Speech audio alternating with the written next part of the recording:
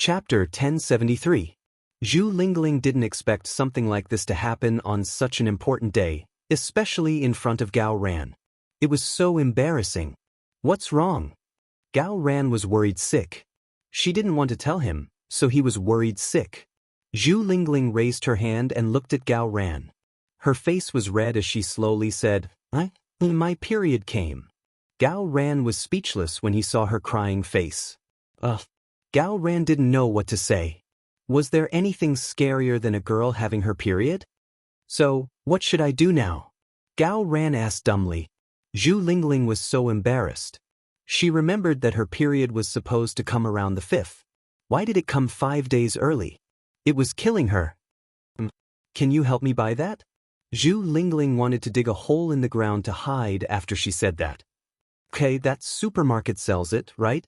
Gao Ran was still confused. Zhu Lingling nodded shyly. Gao Ran immediately parked his car next to the supermarket and got out of the car sneakily. As a police officer, he was never this scared, even when he was arresting criminals. However, he was terrified this time. What do you want to buy? The supermarket girl looked at Gao Ran sneakily. Her attitude was very bad. They sell it, right? Gao Ran said in a low voice. Which one? The girl was a bit impatient. The one that women use. Gao Ran lowered his head. It's on the last shelf. See for yourself. When Gao Ran came back, Zhu Lingling's face was already very pale. Are you okay? Gao Ran asked worriedly. Every time my period comes, it hurts like hell, just like Huamin. Both of us used to like to eat cold food, so now we're suffering 7 days a month. I'm really going to die. Zhu Lingling covered her stomach with both hands, looking like she was in great pain. Then, what should we do? Gao Ran was a little confused. He didn't know how to help her. Let's go to the hotel first. I'm going to change into a dress. This is definitely dirty. Zhu Lingling said dejectedly. Gao Ran nodded and got in the car. Jiang Xiaowei's wedding was held at the 5-star Wanjing International Hotel. Because the hotel was owned by the Wei family, it didn't cost any money. Wei Liao's family was quite influential in the city. As a young tycoon, Wei Liao was as famous as Su Yu and the others. They were ranked as one of the 4 young masters, so the scene would definitely be very grand. Zhu Lingling was very happy that Jiang Xiaowei invited her. She and Jiang Xiaowei met through Huamin. Although they hadn't been suffering from insomnia for long, it was rare for them to get along. Therefore, she specially prepared a bridesmaid dress for herself. Unfortunately, it was dirted by the surprise attack of Ant Flo. In short, she was in a very bad mood. After arriving at the hotel, Zhu Lingling rushed to the bathroom to change. He waited for a long time, but she still didn't come out. Gao Ran was so anxious that he wanted to rush into the ladies' room. Luckily, just as Gao Ran was about to take action, Zhu Lingling walked out shakily. She looked terrible. You look very serious. Gao Ran looked at her. Nonsense, if you were bleeding so much, you would be in serious condition too, Zhu Lingling retorted worriedly. Then what should we do? The ceremony is about to start. Gao Ran looked at his watch and was a little troubled. I don't think I can make it. The dress is too small, and the skirt is too short. What if I leak when I'm bleeding so badly? Plus, our custom here is that if someone's on their period can't be a bridesmaid, it's bad luck. Wouldn't I be putting Xiaowei in a bad spot? Zhu Lingling looked worried. How about, you let Huamin take your place? Gao Ran suddenly said. Zhu Lingling raised her head and looked at Gao Ran with a complicated expression. Chapter 1074. Will it work?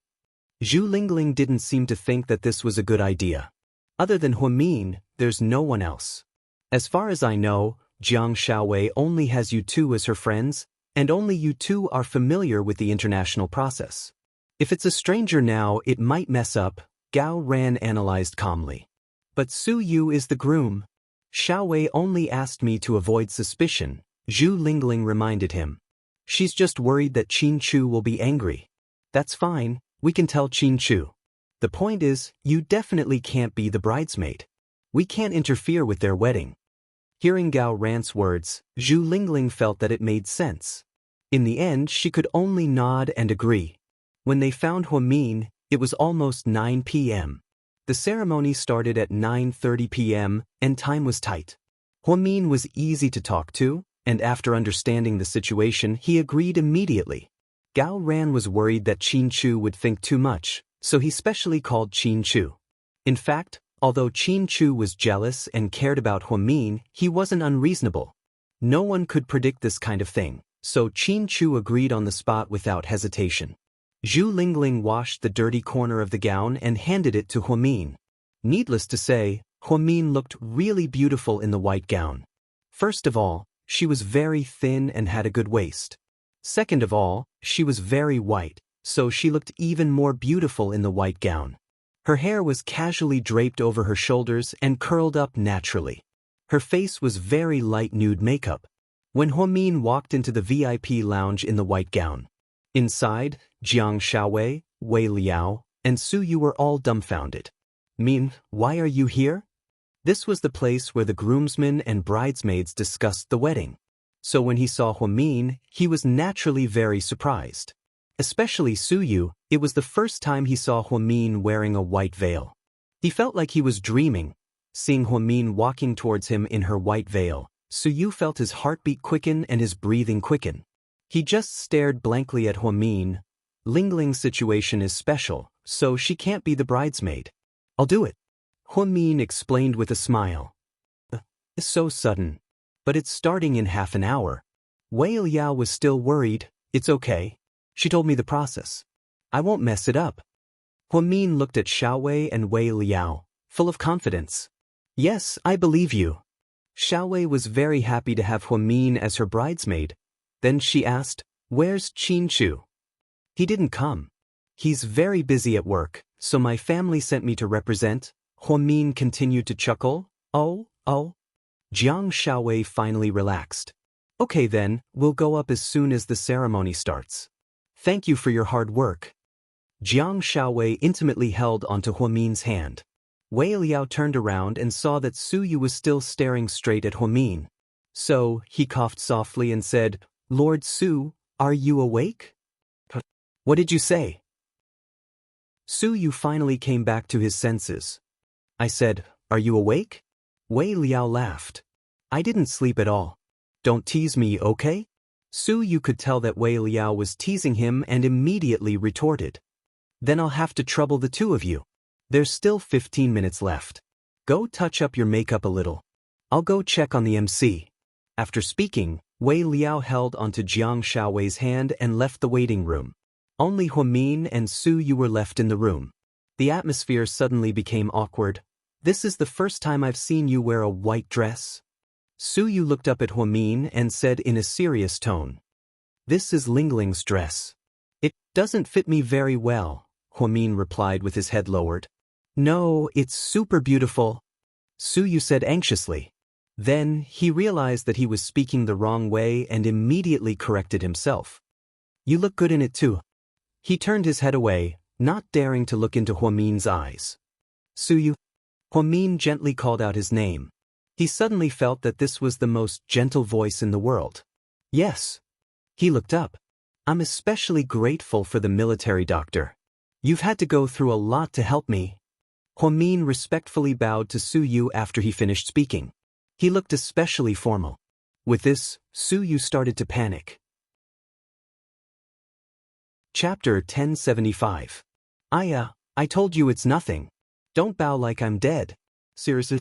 Su Yu felt very uncomfortable when she saw Huamin acting like this. "Qin Chu and I are very grateful to you for lending us a helping hand when we were on the brink of death. Also, I heard that you sacrificed a lot to help us. Thank you from the bottom of my heart. I know that you've never lacked anything since you were young, so I don't think there's anything you can ask me for. And I'm saying if in the future, if I ever need help, just ask. I, Huamin, will definitely do my best to help." Huamin's magnanimous words were from the bottom of his heart. These weren't empty words, nor were they out of courtesy. She really wanted to have the chance to repay Su Yu's kindness. "I just hope that when I go to Southside in the future, Dr. Huo will go easy on me." Su Yu joked. Huamin burst out laughing as well. Thinking back to Su Yu's days at Southside, It was quite interesting. They bickered and fought all day, but in the end, they became friends. Just then, the host pushed open the door and walked in. "Are you the best man and maid of honor?" she asked. "We are," the two of them replied. "Good. Then get ready, it's about to start." Huamin nodded. Su Yu nodded as well, and then the two of them walked out of the lounge. The Wei family's banquet had hundreds of tables. The largest hall on the second floor of the hotel was filled with people. Each table had 8 people, densely packed together. It was said that the standard banquet cost 88,000 yuan per table. There were 18 famous dishes, including double-headed abalone and Boston lobster that were flown in from abroad. They were extremely luxurious. The Wei family spent tens of millions on this banquet alone. They really put in a lot of money. It was obvious that the witch, Jiang Xiaowei, had already subdued the 2 elders of the Wei family. Just then, the countdown began, the wedding march started playing. Following the host's opening remarks, Huamin helped Jiang Xiaowei, who was dressed in a splendid wedding dress, onto the stage. After that, Huamin stood behind Jiang Xiaowei and did not steal the show. Next, let's welcome today's male lead onto the stage. Along with the explosive music, Wei Liao walked onto the stage in a black slim-fit suit. From this perspective, both of them were very good-looking. Huamin didn't pay much attention to Wei Liao, but today he suddenly realized that Wei Liao was also a handsome guy. Needless to say, Jiang Xiaowei was a beauty with canine teeth when she smiled. She was a beauty who could transform into a tigress when she was fierce. "Groom, today is the most important day of your life. Are you happy to marry such a beautiful and gentle bride?" the host asked. "Very happy." Wei Liao smiled. "Okay, if you're happy, then hurry up and propose. You know how to propose, right? You don't need me to tell you, right?" "I know," Wei Liao said with a smile as he knelt down on one knee in front of Jiang Xiaowei. He handed her the bouquet in his hand, then held the microphone with his other hand and said, "Honey, will you marry me? From now on, what's mine will be yours, and what's yours will still be yours. Let's work together to eat and sleep. From today onwards, our family of 3 will officially become the closest people in the world." After Wei Liao finished speaking, the audience began to whisper to each other. He had exposed the baby in Jiang Xiaowei's womb. Wei Liao's parents beamed with joy, and the 2 elders of the Jiang family nodded in satisfaction. Jiang Xiaowei couldn't help but smile as she took the bouquet. Then, she reached out to help Wei Liao up with a blissful smile on her face. The audience burst into thunderous applause. "I heard that you 2 got married in a flash?" the host asked. "That's right." Wei Liao nodded. "I heard that today's groomsmen and bridesmaids are your matchmakers? Come, let's welcome the groomsmen and bridesmaids," the host said fluently. Huamin walked up from behind, and Su Yu also walked up the stage. The audience once again burst into thunderous applause. At the dining table, Song Yisher sneered, "How can a married woman be a bridesmaid? What a joke!" Chapter 1076. Song Yisher also attended Wei Liao and Jiang Xiaowei's wedding. The truth was she didn't want to come, but her mother insisted. She said that the Wei family was a prestigious family in the city, so they had to get along well. Although her father was the mayor, she was also closely related to the rich. To be honest, Song Yisher really hated Jiang Xiaowei. Because she had been tricked by her several times, moreover, it was the kind that couldn't be said out loud. However, she thought about it carefully and still decided to come. After all, their interactions on Weibo made their fans think that they were close. Song Yisher always liked to pretend to be a lady and wouldn't fight with anyone in public, so she had to maintain her image. Therefore, she took a photo of Jiang Xiaowei from afar and posted 8 selfies, making a total of 9.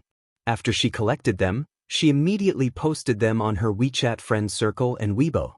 She wrote, "Dear Slightly, you must be happy forever.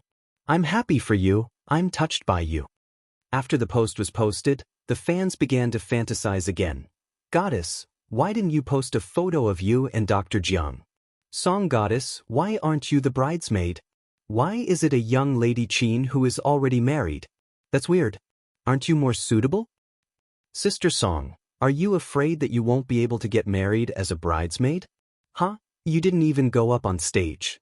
What a pity. I think you'll look like in a white dress. Young Master Wei and Dr. Jiang are so compatible. They're so handsome. Today is a good day. The whole city is paying attention to the Wei family's wedding. There's even a live broadcast on TV. They're not celebrities, they're even better than celebrities. The power of a rich family is immense. Song Yisher scrolled through the post and felt that these people were all idiots. She ignored them and continued to watch the ceremony. Su Yu and Huamin were asked to go up on stage and seemed a little nervous. It was Su Yu's first time being a groomsman. Only Wei Liao and Tang Chuan had the honor to ask him to be a supporting role. Although Huamin had been Lu Xing's bridesmaid before, she was still nervous today. After all, there were too many people and the live broadcast was too grand. Below the stage, Huasiqian looked at Huamin with a deep gaze. My little sister Mia, you're so beautiful today. After knowing her for so many years, this was the first time he saw Huamin wearing a white veil. Her legs were slender, and she looked extremely cute in her little heels. His eyes never left Huamin. He didn't even listen to the host's lines. I heard that the two newlyweds were able to get married because of you. The host asked Su Yu with a smile. You can say that, Su Yu replied modestly. Lord Su, can you tell us what happened? I can't tell you the details, it's a secret. Otherwise, Wei Liao will kill me, but I can tell you that they got together after drinking. Then, there was an unforgettable video. Su Yu wanted to laugh when he thought about how Wei Liao lost to him after drinking and ran around naked in his underwear. Lord Su, take it easy, Wei Liao reminded him. Bridesmaid, can you tell us what kind of video it was? Seeing that Su Yu wasn't willing to tell, the host glanced at Huamin. Well, it can only be understood, not explained. Huamin also played word games. If you won't tell us, then fine. In the next segment, let's invite the bridesmaids and groomsmen to perform together to express our gratitude to them. We thank them for making Mr. and Mrs. Wei a happy marriage. Then, the audience applauded again. Huamin was a little confused. This wasn't part of the process. Was this host playing a live show at the last minute? There were so many people in the audience, how could he refuse? Even if he didn't want to give face to others, he had to give face to Jiang Xiaowei? Su Yu knew that Huamin was singing off-key, so he didn't give her a hard time. He only said, you can decide what we perform, I'll listen to you. Huamin was put in a difficult position. Sing, off-key. Dance, intimate. In the end, Huamin blurted out, Su Yu, why don't we play a duet? He had seen Su Yu play the piano before, so he boldly suggested this. I'm okay with anything, I'll listen to you. Su Yu nodded. What song would you like to play? The host asked with a smile. Chapter 1077. To be honest, Su Yu was quite surprised that Huamin suggested a four-hand duet. However, he was also ecstatic. The memory of seeing Huamin play Don Juan at the Christmas party last time shocked Su Yu to the core. He didn't even dare to imagine that he could play a four-hand duet with Huamin one day. What kind of happiness would that be? What song do you want to play? Richard Clayderman's Wedding in a Dream is very nice. Do you guys want to play it? The host suggested. Huamin shook his head. That song isn't suitable for a wedding. It has a sad story behind it, so we can't play it. The host smiled awkwardly. Su Yu, what do you know? Huamin looked at him and asked. I'm good with anything, you decide. Su Yu was so excited that he didn't know what to think. Wang Liham's I Still Love You? Huamin asked tentatively. No problem. Su Yu could basically play anything as long as he had the music score. Wei Liao was also excited when he heard that Huamin wanted to play this song. I like this song too. Why don't you two play it, and we'll sing? Is that okay? Hey, that's a good idea. The four of us can work together. Jiang Xiaowei also agreed. In the end, Huamin and Qin Chu quickly walked over to the piano and sat down on either side of it. Jiang Xiaowei and Wei Liao both picked up their microphones. Next, let's welcome the groomsmen and bridesmaids to play I Still Love You. The bride and groom will sing live. Everyone, please give them a round of applause. After the host finished speaking, the audience once again erupted in applause. Huamin glanced at Suyu and gave him a hint with his eyes. Then, smooth music began to play. Wei Liao and Jiang Shaowei also sang. Twinkle, twinkle, leave behind the traces of time, the center of my world is still you, the years fly by in the blink of an eye. The only thing that never changes is constantly changing. I'm not who I used to be, and you're not who you are. But in my eyes your smile is still beautiful. Days can only go forward in one direction, clockwise. I don't know how long love will last, so I have to let you know me still loving you is the only way out. I still cherish every moment of happiness, every breath you take, every movement you make, every expression you make. Will still love you till the end. Suyu played while looking at Huamin beside him. His gaze was extremely affectionate and gentle. She was so close to him. He played the piano seriously, and his fingers danced quickly on the keys. Just her side profile was enough to make Suyu unable to extricate himself. He was mesmerized by her. Huamin was not the most beautiful girl, but she was the most irresistible. He had never had such a strong feeling before her. He didn't even want to continue playing. He just wanted to pounce over. He wanted to hug Huamin tightly. Suyu and Huamin were so good at playing that they were in sync with each other. It was like the sound of nature. Jiang Shaowei and Wei Liao were also microphone hogs. Although their singing wasn't as good as professional singers, it wasn't bad either.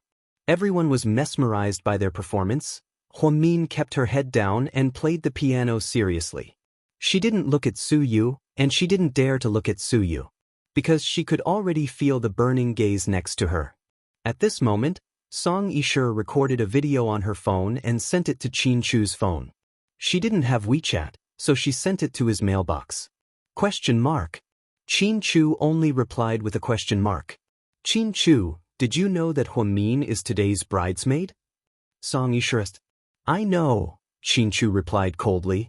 She's playing a duet with Suyu right now, and everyone thinks that they're a couple. I think that Huamin is a bit too much, and it's not fair to you. Do you want to come over and watch? Song Yishur asked again. Chapter 1078. We don't need outsiders to interfere in our business.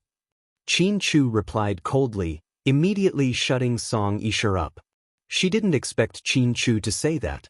She thought that Qin Chu would be angry and teach Huamin a lesson. However, instead of complaining, she was slapped in the face. Song Yishur immediately withered. After the song ended, the audience gave them the warmest applause. Suyu and Huamin played well. Wei Liao and Jiang Shaowei also sang well. Everyone enjoyed a feast of visual and auditory sensations. After Suyu left the stage, he still seemed to be in a daze. This might be the most unforgettable piano piece he had ever played in his life. Because of Huamin and his four-hand duet? To him, this was the highest honor. Then, the host began to tease the two newlyweds. The bride and groom, please stand back to back. Huamin supported Jiang Shaowei and helped her hold up the long hem of her dress, then he hid to the side. The two newlyweds, please raise your wine glasses, the host instructed. Because Jiang Shaowei was pregnant, the wine in her glass wasn't wine. Wei Liao's glass was real red wine. Next, I'll ask you a question. If you think it's right, take a sip. Then, the host asked loudly, those who think they're good-looking, take a sip. Jiang Shaowei and Wei Liao both raised their glasses and took a sip. However, because their backs were facing each other, they didn't see each other's movements. Okay, those who are willing to do the housework after marriage, take a sip. Jiang Shaowei didn't move at all. Wei Liao hesitated for 3 seconds before taking a sip. Wei Ying burst into laughter. Look at my second brother's useless face. It's so funny. It seems like everything has its weakness. Second sister-in-law has to deal with him. Wei Ying laughed. Those who want to be the head of the family after marriage, take a sip. Jiang Shaowei immediately took a sip. Wei Liao raised his hand and wanted to drink it, but he didn't dare. He was really afraid that Shaowei would chop him up when she watched the wedding video. Ask him to kneel on a durian or something. In the end, Wei Liao did not dare to drink it. What the fuck? I really look down on Master Wei. He doesn't even have the guts to fight for it. Tang Chuan cursed under his breath. Take a sip when you wash your clothes and take care of your children after marriage. Jiang Shaowei remained motionless as if it had nothing to do with her. After hesitating for 2 seconds, Wei Liao picked it up and took another sip. Everyone burst into laughter. The Wei parents also knew that this was just a joke by the host, so they weren't angry. It added quite a bit of atmosphere to the scene. When you're in love, take a sip when you're on top and 2 when you're on the bottom. After the host said this, the entire audience burst into laughter. Even someone as calm as Huamin couldn't help but laugh. This is fucking awkward. I suspect that this host has a grudge against Master Wei for killing his father. He's really going to play him to death, huh? Tang Chuan laughed devilishly. At this moment, Wei Liao took a sip and Jiang Shaowei took 2 sips. Originally, Huamin thought that since Slightly was so domineering, she would probably choose to be on top with the man on the bottom. However, to his surprise, she didn't. Later, Huamin and Jiang Shaowei were chatting. She had asked her this question before. Slightly, why weren't you on top during the wedding? You don't seem like someone who's willing to be on the bottom. Because the person on the bottom doesn't need to work, and the person on top is too fucking tired? Jiang Shaowei's godly reply made Huamin speechless for 10 seconds. As expected of a doctor, everything she said made sense. After messing with the newlyweds, the host turned on his romantic mode. Jiang Shaowei and Wei Liao both said their vows. Then they exchanged rings. After Huamin was done, she tiredly took off her white veil and put on an elegant yellow dress before walking off the stage. She wasn't sure if it was because she was too tired or because she was too nervous. She lost her balance and fell down. Su Yu reacted quickly and immediately rushed up to support her.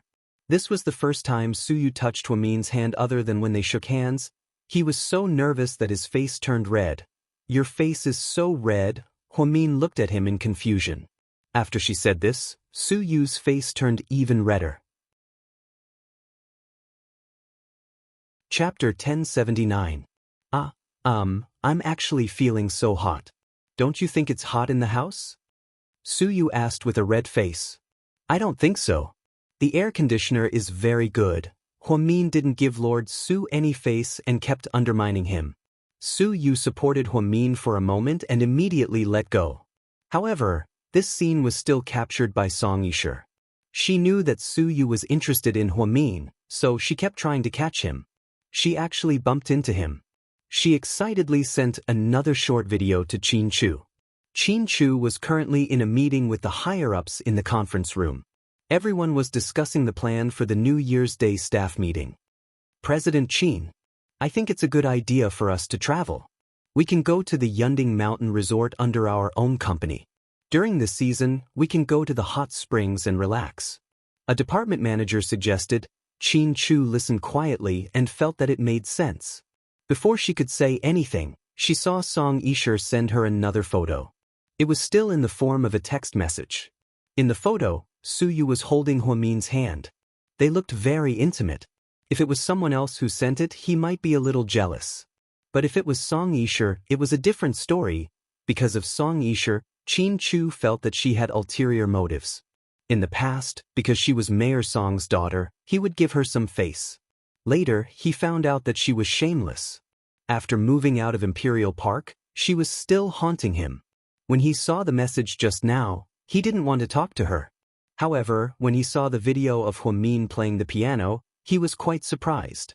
So, he replied to Song Yishe with a question mark. He didn't know why she sent this. In the end, Song Yishe acted like a villain. She actually complained about Huamin and Su Yu. He was so angry that he directly poured cold water on her. He didn't expect her to be so forgetful and send him a message. Qin Chu looked at the photo and his expression didn't change. He only did one action and blocked Song Yishe. In other words, Song Yishe couldn't text or call Qin Chu anymore. President Qin, what do you think? The department manager asked again. Okay, we'll do as you say, Yunding Mountain. Then, Qin Chu stood up and left the conference room. After Huamin changed, he didn't sit down with Su Yu's table. Gao Ran, Zhu Lingling, and some other guests. Su Yu, Tang Chuan, Shin Mingxi, and Wei Ying sat together with the super-rich heirs. Lord Su, the forehand duet just now, not bad. The song's name is good too. Still love you? Tang Chuan teased. Shut up and eat, why are you talking so much? Lord Su lowered his head and ate quietly.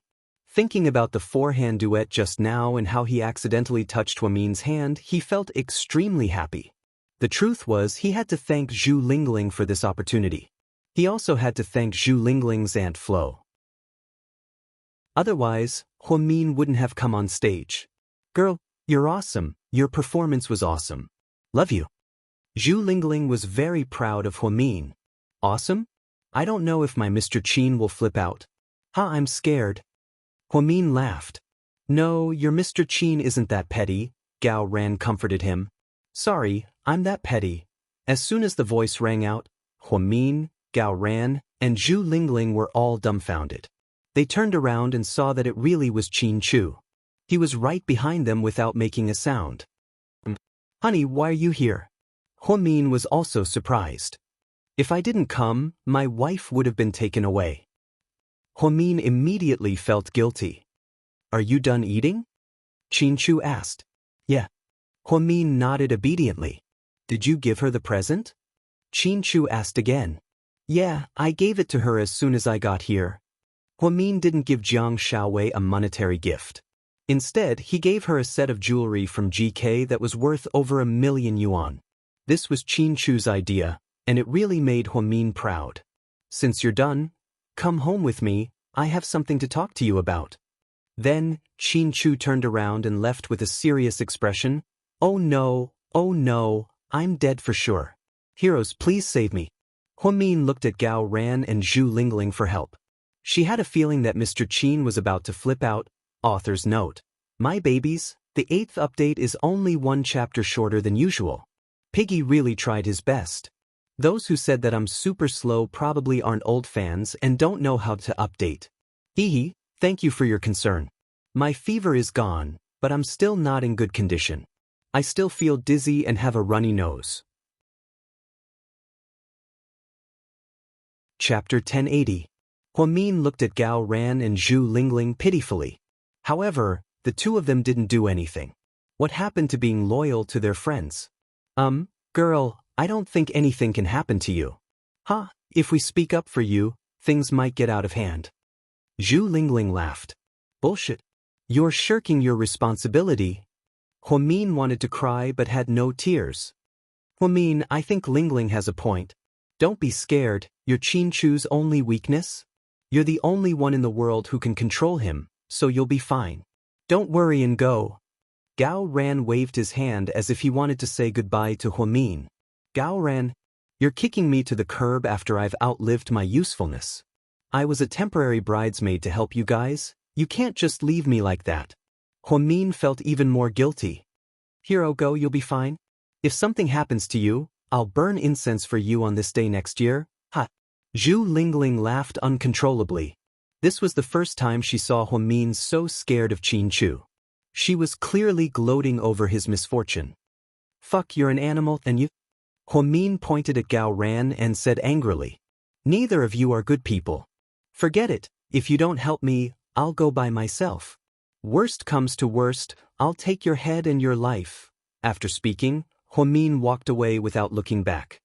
Hey, stinky cop, do you think Qin Chu will really teach me on a lesson? Zhu Lingling was worried. But they're just a couple who quarrel at the head of the bed and reconcile at the end of it. Nothing will happen, let's not worry about it. Gao Ran knew Qin Chu well. He was sure that Huamin would get away with it as soon as he acted cute and coquettish.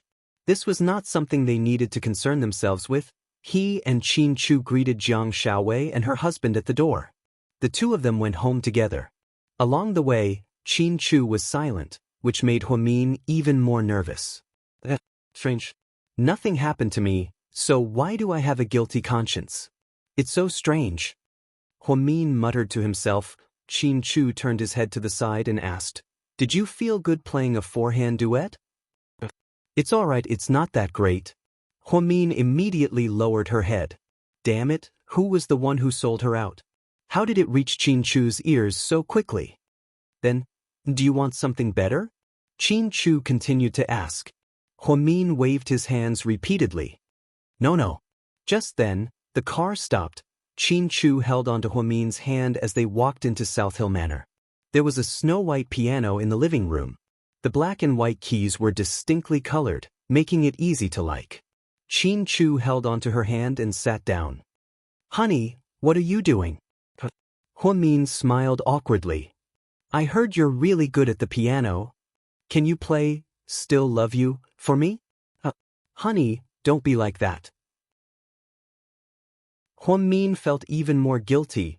Could it be that he was watching the broadcast?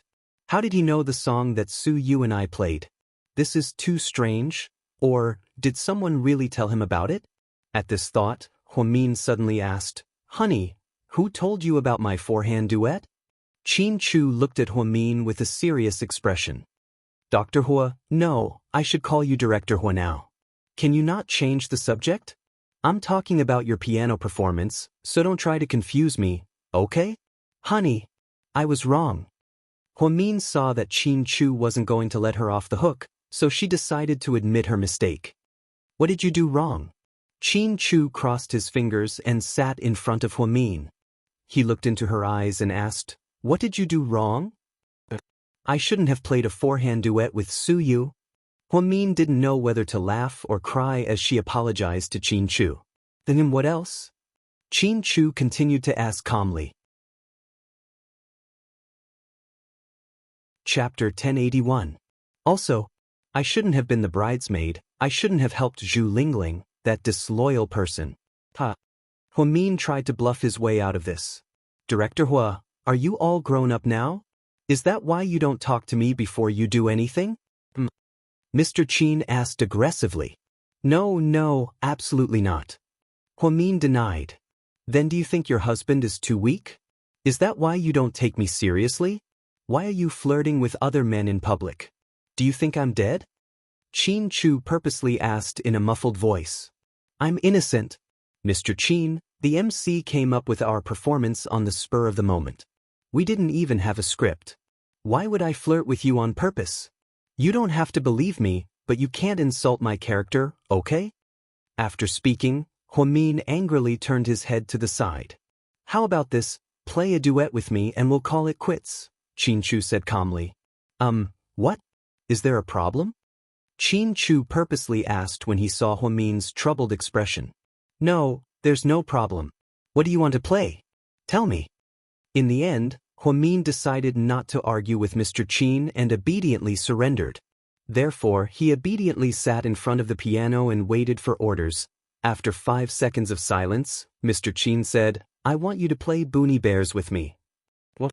Huamin thought he didn't hear him clearly, so he asked again. Boonie Bears, Mr. Qin repeated, word for word. Huamin, after a while, she looked at Qin Chu and said angrily, Qin Chu, are you messing with me? I'm not. I want you to play this with me, okay? Mr. Qin was really stubborn. Okay, I'll do it. But we don't have a score at home, and I can't memorize it, Huamin purposely said. Uncle Li, bring me the score. Okay, sir. When Huamin heard this, he went crazy. Wait, Mr. Qin, why do we have a children's song score at home? Did you dig a hole for me? Huamin was a little scared. I bought it a long time ago. It's for the baby. Qin Chu's face was calm. Huamin didn't say anything. She and Qin Chu were both sits. Do we really have to do this? Huamian thought it was weird for her to play with Mr. Qin at home. S's. You don't have to play, but... Mr. Qin didn't finish his sentence. T-tes, this, st2, teat. Huamian decided to let it go. It was just a Boonie Bears. Why don't I play with you? Qin Chu looked at his wife's conflicted expression and almost laughed out loud. To be honest, it was hard to pretend to be angry with Huamin. Whenever he looked at her, his eyes would subconsciously soften. Let's compete. If you're faster than me, then I won't pursue the matter any further. Qin Chu said in all seriousness. No problem. Huamin didn't think he would lose to Qin Chu in terms of speed. He was full of confidence. Then he heard Qin Chu say, I have to play 5 seconds faster than you. But Huamin was indignant. Because you're the one who's in the wrong and needs to be forgiven, Xianxia said matter-of-factly. After hesitating for a few seconds, Huamin gritted his teeth and nodded. If you lose, you'll be the one to play for the next month. Mr. Qin added another condition. Huamin almost had a mental breakdown when he heard this. Mr. Qin was trying to play her to death. Chapter 1082. So, Mr. Hubby, can we still play happily in the future? Huamin wanted to cry, but no tears came out. Xianxia smirked proudly. Beat me first, then we'll talk about other things. After the 5-second countdown, Xianxia's slender fingers danced across the piano keys. She had never seen him play the piano before. She only knew that his hands had been studying medicine for 7 years, and that he had signed contracts worth hundreds of millions. She never imagined that one day he would be able to sit in front of the black and white piano keys like an artist, fluently playing beautiful notes. Even though the song Bonnie Bears was a bit, she had to admit that Mr. Qin looked very handsome when he played the piano. Huamin was stunned. A young lady, it's already been 6 seconds. Uncle Li reminded her out of kindness. Huamin finally remembered that she was competing with Xianxia. She immediately came back to her senses and chased after him. Huamin looked at the music sheet and played the notes at lightning speed. She didn't care about the music, nor did she have time to appreciate it. She only wanted to beat Xianxia. However, Xianxia was insanely fast. If she were to compete with Su Yu or Song Yisher, she would be able to catch up in a matter of minutes. However, Mr. Qin's fingers were insanely fast and accurate. She would lose if she didn't watch. Huamin was so anxious that she started sweating. She almost jumped up from the piano and started playing. Hubby, take it easy, don't go too far, okay? Huamin harassed Mr. Qin as she played the piano. Xianxia chuckled and ignored Huamin's words. He continued to speed up. In the end, Huamin decided to use her ultimate move and yelled, "Hubby, good hubby, good hubby, you're the best hubby in the world." As expected, Mr. Qin took her seriously. Even though he knew that Huamin was flattering him to win, he didn't care. He still enjoyed it. After being praised by Huamin, Xianxia slowed down. He tilted his head and looked at Huamin. His gaze was as gentle as water. Huamin was secretly pleased. As expected, honey traps and flattery worked well on Mr. Qin. While Xianxia slowed down, she quickly chased after him. In the end, she beat Xianxia by 2 notes. One after the other, the two of them ended the match perfectly. A young lady wins. Uncle Li, who was good with music, said seriously. Oh yeah. Huamian got up and made a peace sign with her hands. Xianxia was as dumb as she could be. If Zhu Lingling and Jiang Shaowei saw her like this, she would definitely scold her for being like a husky. Huamian Qin, Min Qin Hua Qin, so, it seems like you like me more than you do. From now on, you can leave the physical work to me. After speaking, Xianxia carried Huamin up to the 2nd floor. Put me down, it's dated. Huamin felt that it was embarrassing for them to be so lovey-dovey in the middle of the night. But what did it have to do with lovey-dovey? In order to refute her, Mr. Qin whispered the softest and most touching words. I like to do it during the day because I can see your face clearly. This was such a touching sentence.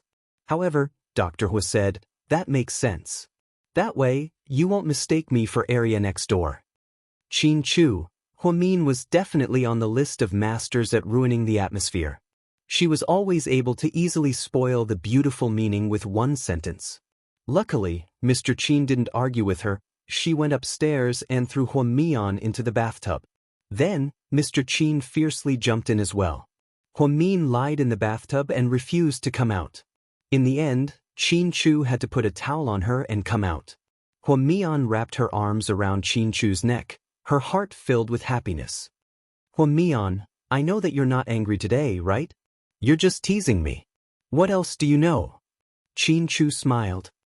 I also know that Mr. Qin is like a child when he's jealous. I can't believe he listened to such a childish song, huh? What else? Xianxia continued to ask. Also, you lost to me on purpose when you were playing the zither. You weren't distracted at all. You just wanted me to win, so you let me win on purpose. Go on. Qin Chu was in a good mood. And us. Before Huamin could finish, Qin Chu's phone suddenly rang. Chapter 1083. Can you answer it for me? Honey, I'm going to blow dry my hair. Qin Chu gently placed Huamin in his arms on the big bed. Then, he turned around and went into the bathroom. Huamin didn't want to answer the phone for Qin Chu because he felt that it would violate his privacy. It was as if he didn't trust him. However, if Qin Chu agreed, it was fine. Huamian rolled over to the bedside table and picked up her phone. The caller ID showed that it was his mother. Huamin hesitated when he thought of Lady Qin, but he still picked it up. Hello. Huamin? Lady Qin immediately asked when she heard a woman's voice. That's me. Where's Chu? Lady Qin's attitude was much better than before. He just came out of the shower and is blowing his hair dry. Do you want to talk to him? I'll get him for you. Huamin was about to get out of bed when he spoke. Oh, it's okay. It's the same if I tell you. Xianxia just called me. You know who Xianxia is, right? Mayor Song's daughter. I know, Huamin replied calmly. She said that there was an accident on Heshi Road, but she didn't know what to do. She called Qin Chu but couldn't get through. He's always on the phone, so she asked me to ask him. Oh, I see. I'll tell him in a bit. Okay, tell Chu to go take a look. After all, the two families are close. It's not right to ignore them. Got it? Huamin nodded. Then, Lady Qin hung up the phone. 3 minutes later, Qin Chu walked out of the bathroom in a bathrobe. His short hair was already blown dry. It was clean and fresh. Many people hated cleanliness, so they hated doctors and medical students. However, Huamin didn't think that cleanliness was a bad habit. He liked to clean his house. Wasn't it good that he had good personal hygiene? Who would like to live in a pigsty? The size of the house didn't matter, but at least it had to be clean and tidy. Qin Chu was especially clean, and Huamin appreciated this very much. After Qin Chu got on the bed, he put one hand on Huamin's shoulder. Honey, who's calling? Your mother. What is it? She said that Song Yisher's car broke down on Heshi Road. She couldn't reach you on the phone, so she called your mother. Oh, I blacklisted her, Qin Chu said casually. However, Huamin was quite shocked. What? You blacklisted her? Huamin was stunned. Yes, it's too annoying. Qin Chu was still a man of few words. As for Song Yisher's character, he was too lazy to write a long comment. He could only use 3 words to describe her: too annoying. Although she was surprised by Mr. Qin's actions, she was still a little surprised. However, it had to be said that Huamin was secretly pleased. Mr. Qin was really capricious.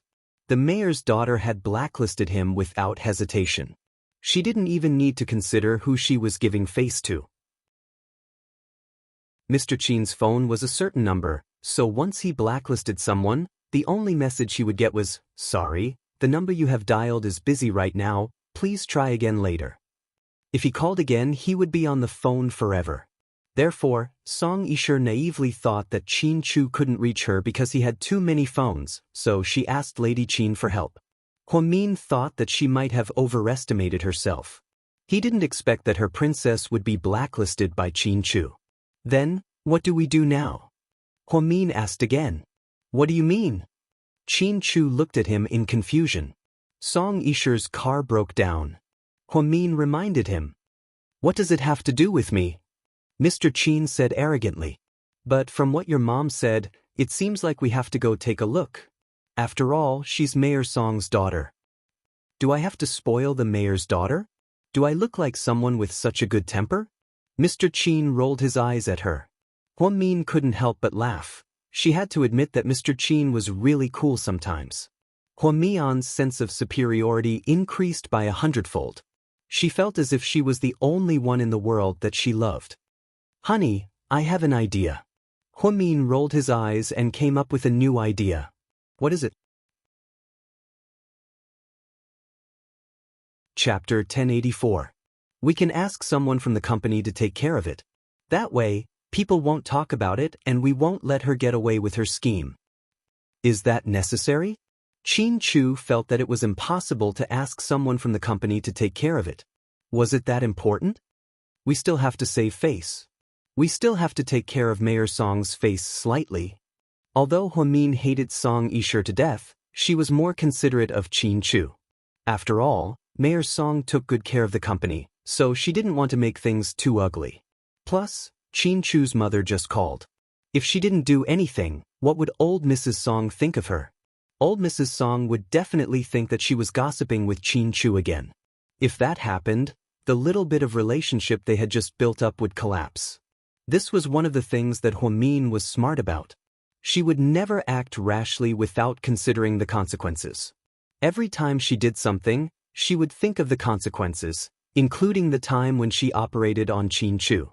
She thought of the consequences of her own death. That was why Zhu Lingling said that she was the most rational woman. Jiang Xiaowei said that she was the smartest woman. You don't have to ask me about this. You can make the decision. After Qin Chu finished speaking, he kissed Huamin's forehead gently. Then, he picked up his tablet seriously and looked at the preparation plan for the staff meeting sent by the company. Huamin picked up her phone and made a call. Hello, Yang? I'm Huamin. 20 minutes later, Yang drove his white Volkswagen to Heshi Road. As expected, Song Yisher was still there. She seemed to think that with one call from Lady Qin Chu would definitely come to save the damsel in distress. But when she saw Yang, her mood immediately soured. Why are you here? Song Yisher asked bluntly with a dark expression. Miss Song, I received instructions from the CEO's wife saying that there was a problem with your car here. Is that true? To be honest, Yang didn't like to come either, but he couldn't refuse a young lady's orders. The main reason why he didn't like to come was because he wasn't a car mechanic. He really didn't know why Miss Song was so strange. Her car broke down, but instead of finding a professional mechanic, she called the president. Mrs. President? Are you saying that Huamin sent you here? Song Yisher's tone was very unfriendly. She didn't need to pretend to be a lady in front of a nobody like Xiao Yang. Yes. What a joke. Who does she think she is? Why did she have to make all the decisions? I want to talk to him. Song Yisher was very angry. She thought that Qin Chu didn't know Huamin's actions and wanted to complain. Miss Song, don't you have his number? Yang replied dumbfoundedly. I can't get through. His line has been busy for an hour. Try calling his landline, Song Yisher commanded. That's impossible. Our president's line is never busy at night. Plus, our president doesn't talk much. Basically, he won't talk for an hour unless he's talking to a young lady. But at this time, they're definitely together, so I want to say, is your phone broken? Yang never thought that he would be so smart and be able to make such good deductions. Song Yisher understood what he meant and her face immediately darkened. She picked up her phone and called Qin Chu's number. Sorry, the number you have dialed is currently busy. She slightly furrowed her brows and looked at Yang. Call him. Quick, call him now. Yang took out his phone and called Huamian. However, he quickly hung up after one ring. Miss Song, I can get through. Yang said weakly. So what's going on? Song Yisher had never encountered something like this before, so she didn't quite understand. Our president? He seems to have blacklisted you. Blacklisted? Song Yisher's expression changed drastically. Chapter 1085. Yeah, that's the only explanation. So, Miss Song, did you offend my boss? Yang actually quite liked Miss Song in the beginning. She was pretty and polite. But later on, he realized that she was a little too. No wonder a young lady was jealous. Besides, compared to Miss Song, a young lady was more approachable. She didn't put on airs and even occasionally joked around. Miss Song was different. Although she looked nice on the surface, she was more or less distant. Yang also firmly believed that there was no perfect person in this world, no matter if it was a man or a woman. If she or he appeared too perfect, then it meant that they were hiding some unknown flaw. This type of person was often scarier because they lived in an unreal world. Impossible, it must be Huamin. Song Yisher always thought that she should leave a good impression on Qin Chu. He couldn't have been blacklisted without saying a word, right? Could it be that he was angry at her because of the video today? But if he wanted to be angry, He should be angry at Huamin. She was the one who didn't follow the rules of a married woman. She was already married, but she still flirted with Suyu. Why would he blacklist her? Song Yisha couldn't figure it out and was scared. Annoying people never knew how annoying they were.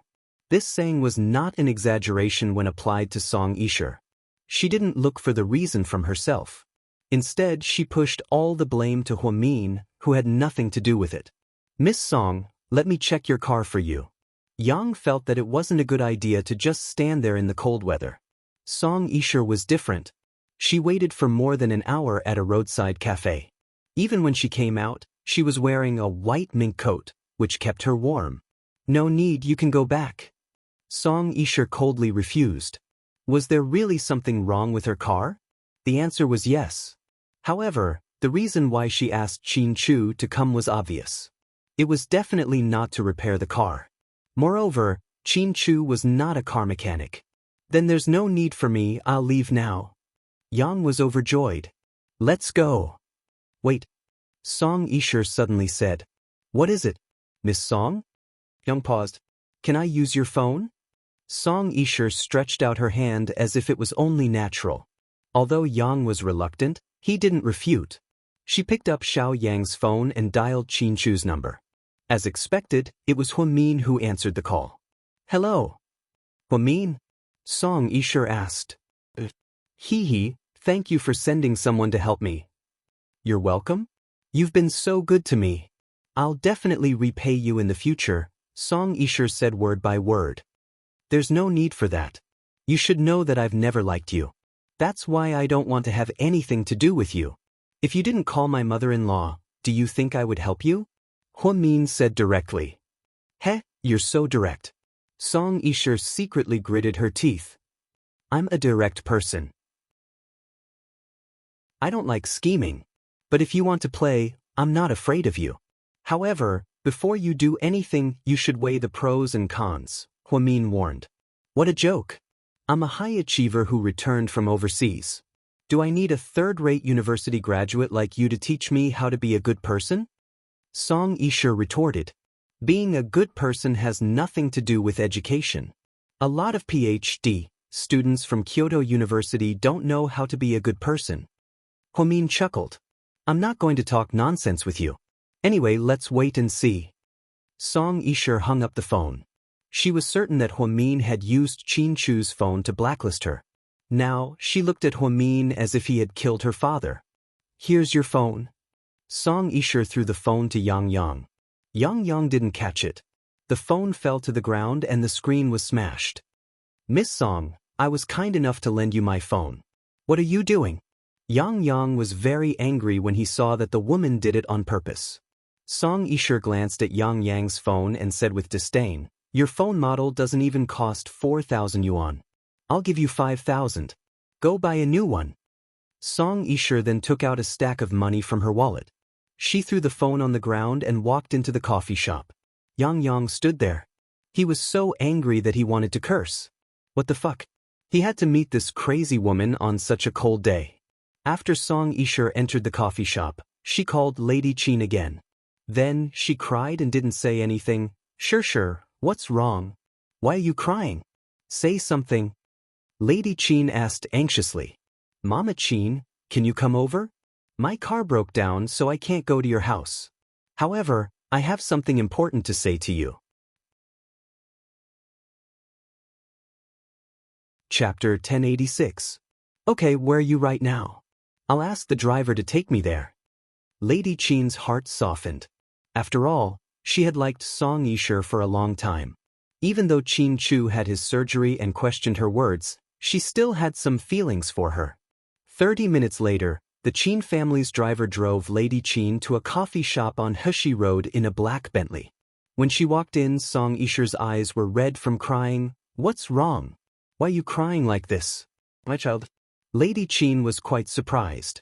Song Yisha had been hanging out with Lady Qin ever since she came back to China. Lady Qin had never seen her cry so hard, so she was quite shocked. Mama Qin, Qin Chu blacklisted me. I suddenly couldn't get through to his phone. Song Yisha said with tears in her eyes. Then, she picked up a tissue and continued to wipe her tears. She tried to make it seem more real. That's impossible. Why would Chu blacklist you for no reason? Lady Qin obviously didn't believe her. I don't believe it either. Nothing bad happened between Qin Chu and me. At first, I didn't know about it and naively thought that his phone was busy. How stupid am I? Later, I used someone else's phone to call him and found out that I was the only one who couldn't get through. Sob. As Song Yisher spoke, she began to cry again. How could this be? Don't worry, there must be some kind of misunderstanding. I'll call Chu right now and ask him about it. Lady Qin picked up her phone and was about to call, but Song Yisher stopped her. Mrs. Qin, don't be so anxious. Let me finish first. Lady Qin nodded and put down her phone. After I used someone else's phone to call him, I found out that it was Huamin who picked up. That's when I figured out what was going on. Huamin always thought that Qin Chu and I had a special relationship. She used to give me a hard time, but I patiently explained everything to her. You know, I get along well with Huamin, and I've always treated her as my friend, but I feel like she's really angry this time. She might have blacklisted me behind Qin Chu's back, without Qin Chu knowing.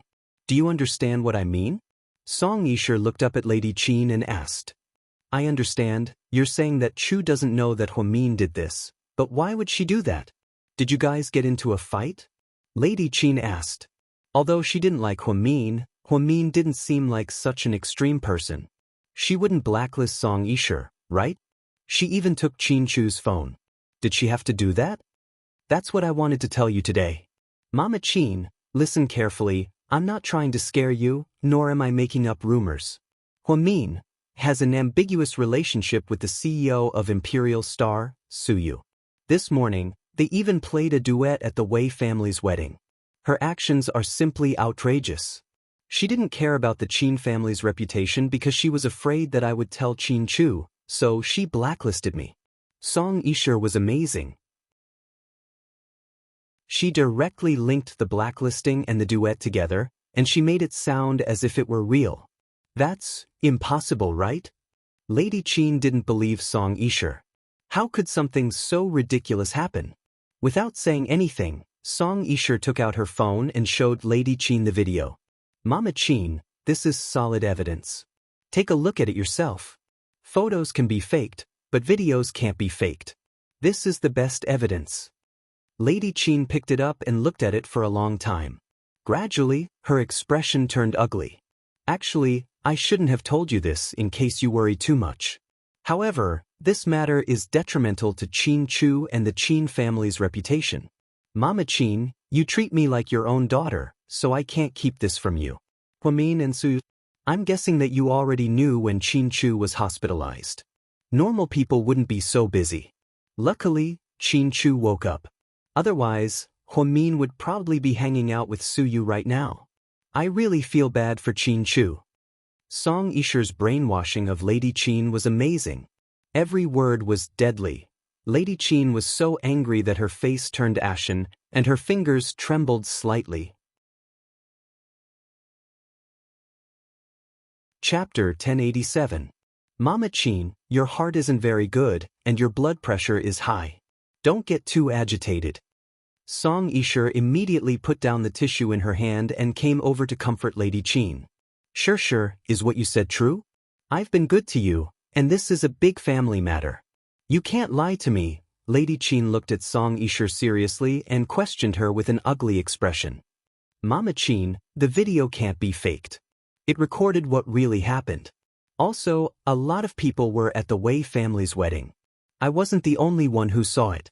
The media also recorded it. You can verify it yourself, Song Yisher explained gently. Lady Qin was immediately annoyed. Okay, I understand. Sure, your car broke down.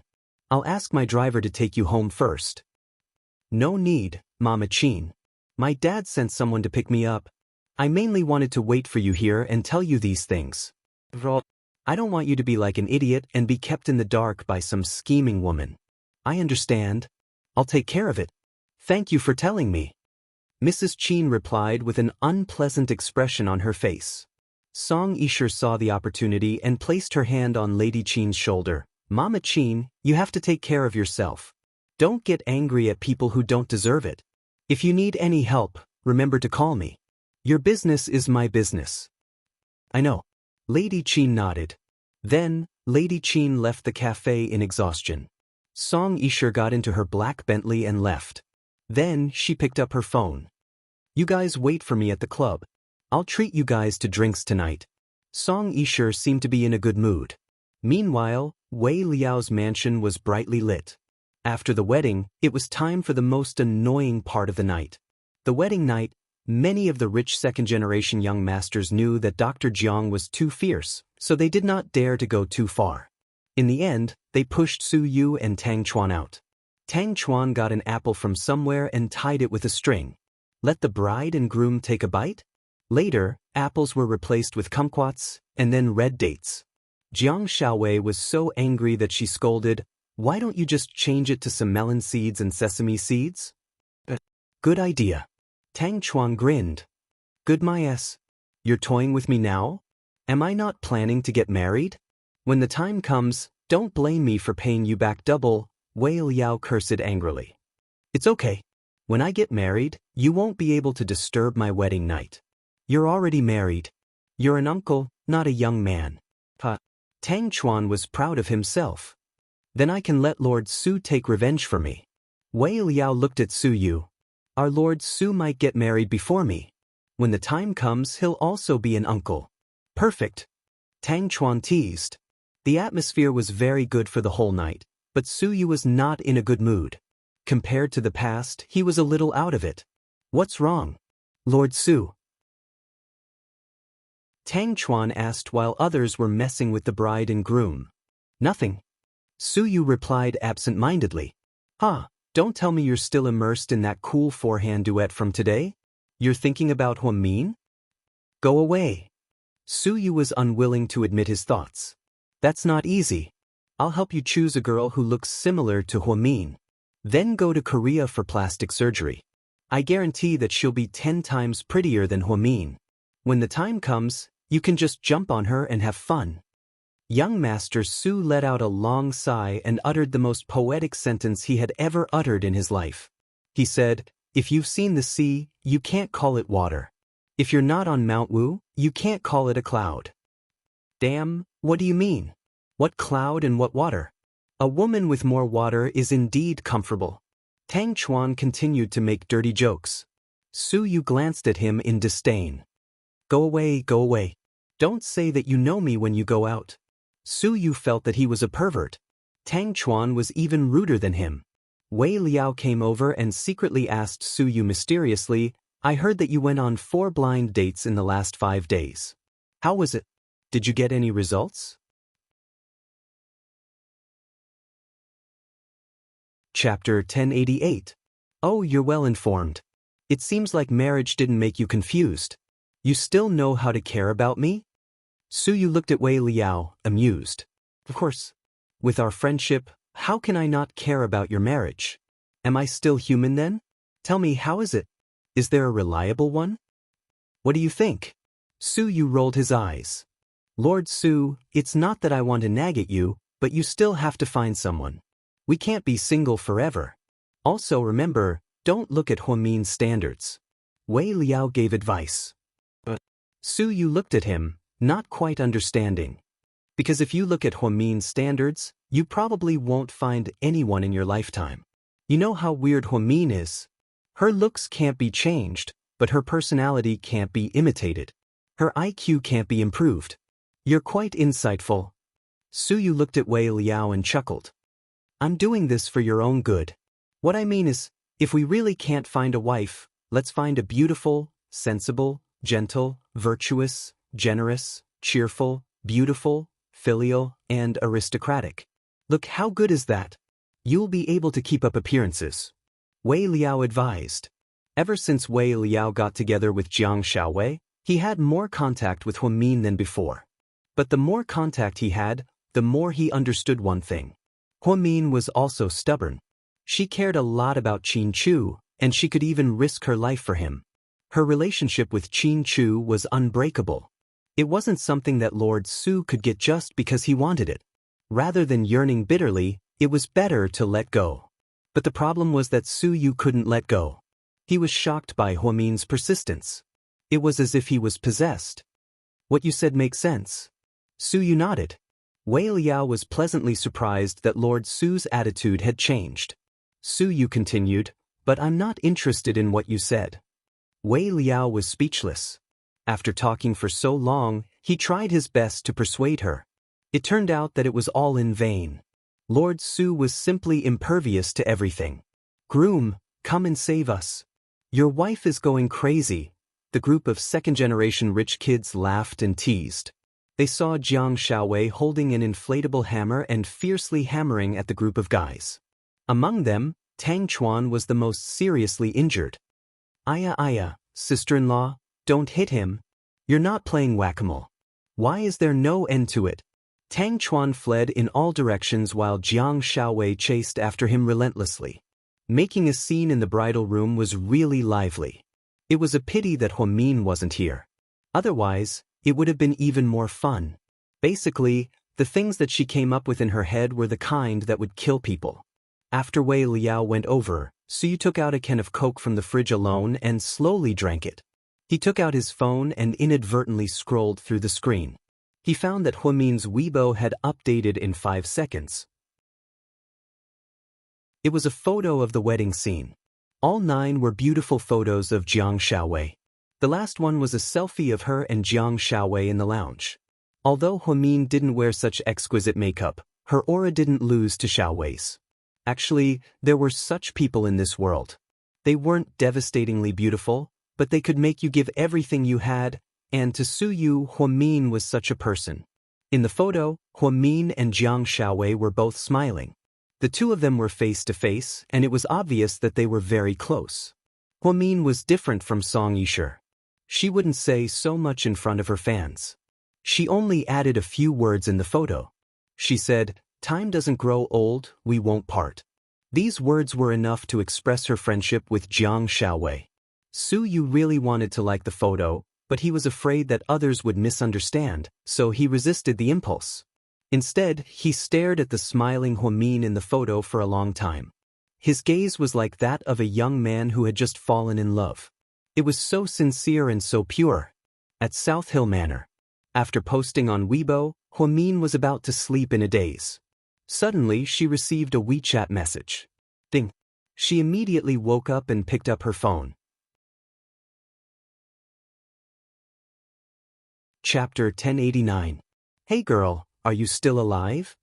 Huamian knew that it was from Zhu Lingling just by looking at the funny message. After Qin Chu took Huamin away at the wedding, she and Gao Ran discussed it for a long time. She didn't know how Mr. Qin would deal with Huamin. So, after thinking about it, she decided to ask. Her tone was a little funny. Lingling, I'm already at the bridge of forgetfulness. Can you come down and keep me company? Huamin was even more heartless than her and replied with this sentence. Hello, goodbye. Zhu Lingling was so scared that she immediately said goodbye. Then, Zhu Lingling sent another message. Let's stop joking around. Tell me the truth, did Mr. Qin do anything to you? You two heartless bastards, how dare you ask? If I wasn't your bridesmaid, would this have happened? Huamin replied angrily. Who doesn't know that Mr. Qin loves you? I can tell from your tone that you're fine. You even have the time to talk nonsense with me, so nothing happened. Mr. Qin was just bluffing, so I'm relieved. Do you want to talk to me again if you keep doing this? You two are so dishonest, I won't even believe punctuation when you talk to me again. Huamin teased her on purpose. Don't be like this, we still have to play. After all, we only have one smart little friend. Zhu Lingling chuckled. Okay, you're in love right now, so you only care about the police. You won't care about your smart little friend. I understand we both care about the opposite sex. Hey, you sound so sour. Don't forget how you and Mr. Qin used to torture single people. You guys are the classic example of a well-fed man not knowing the suffering of a starving man, Zhu Lingling said. So you were desperate and chose Gao Ran, Zhu Lingling. I'm going to tell Gao Ran that you're bad-mouthing him. Whatever. Whether it's money, looks, or IQ, your police officer is no match for him. Our Mr. Qin is definitely better. Stop being so cocky. You're using Mr. Qin's name to bully us commoners, aren't you? Zhu Lingling sent a disdainful emoji. Because she replied with a voice message, Qin Chu heard it clearly. He turned his head to look at Huamin and raised the corner of his mouth slightly. If you want to chat like this, I'll still like you very much, honey. Huamin chuckled. Sure enough, flattery would always work. It turned out that the cold and arrogant Mr. Qin also liked to hear compliments. Just then, Lingling sent him another WeChat message. It was a text that opened it. She wrote, Girl, it's already winter in the north. Do you want to go shopping together after work tomorrow? I want to buy a white ferret. Ferret was not only warm but also beautiful. Many movie stars wore it, and Song Yisher loved it as well. Winter in Italy was cold, and she had more than 10 ferret coats in her wardrobe. There were long and short ones, popular ones, and popular ones. No, I'm fine with a cotton-padded jacket. When it gets colder, I have a down jacket. Huamin directly refused. Cotton-padded jackets are so old-fashioned. Ferret coats are so beautiful. But ferret coats are built on the basis of cruel killing. Do you know how many ferrets are needed to make a beautiful ferret coat? Huamin asked seriously. Zhu Lingling, do you know that in order to make a ferret coat beautiful, the ferrets aren't killed directly? Instead, they are flayed alive?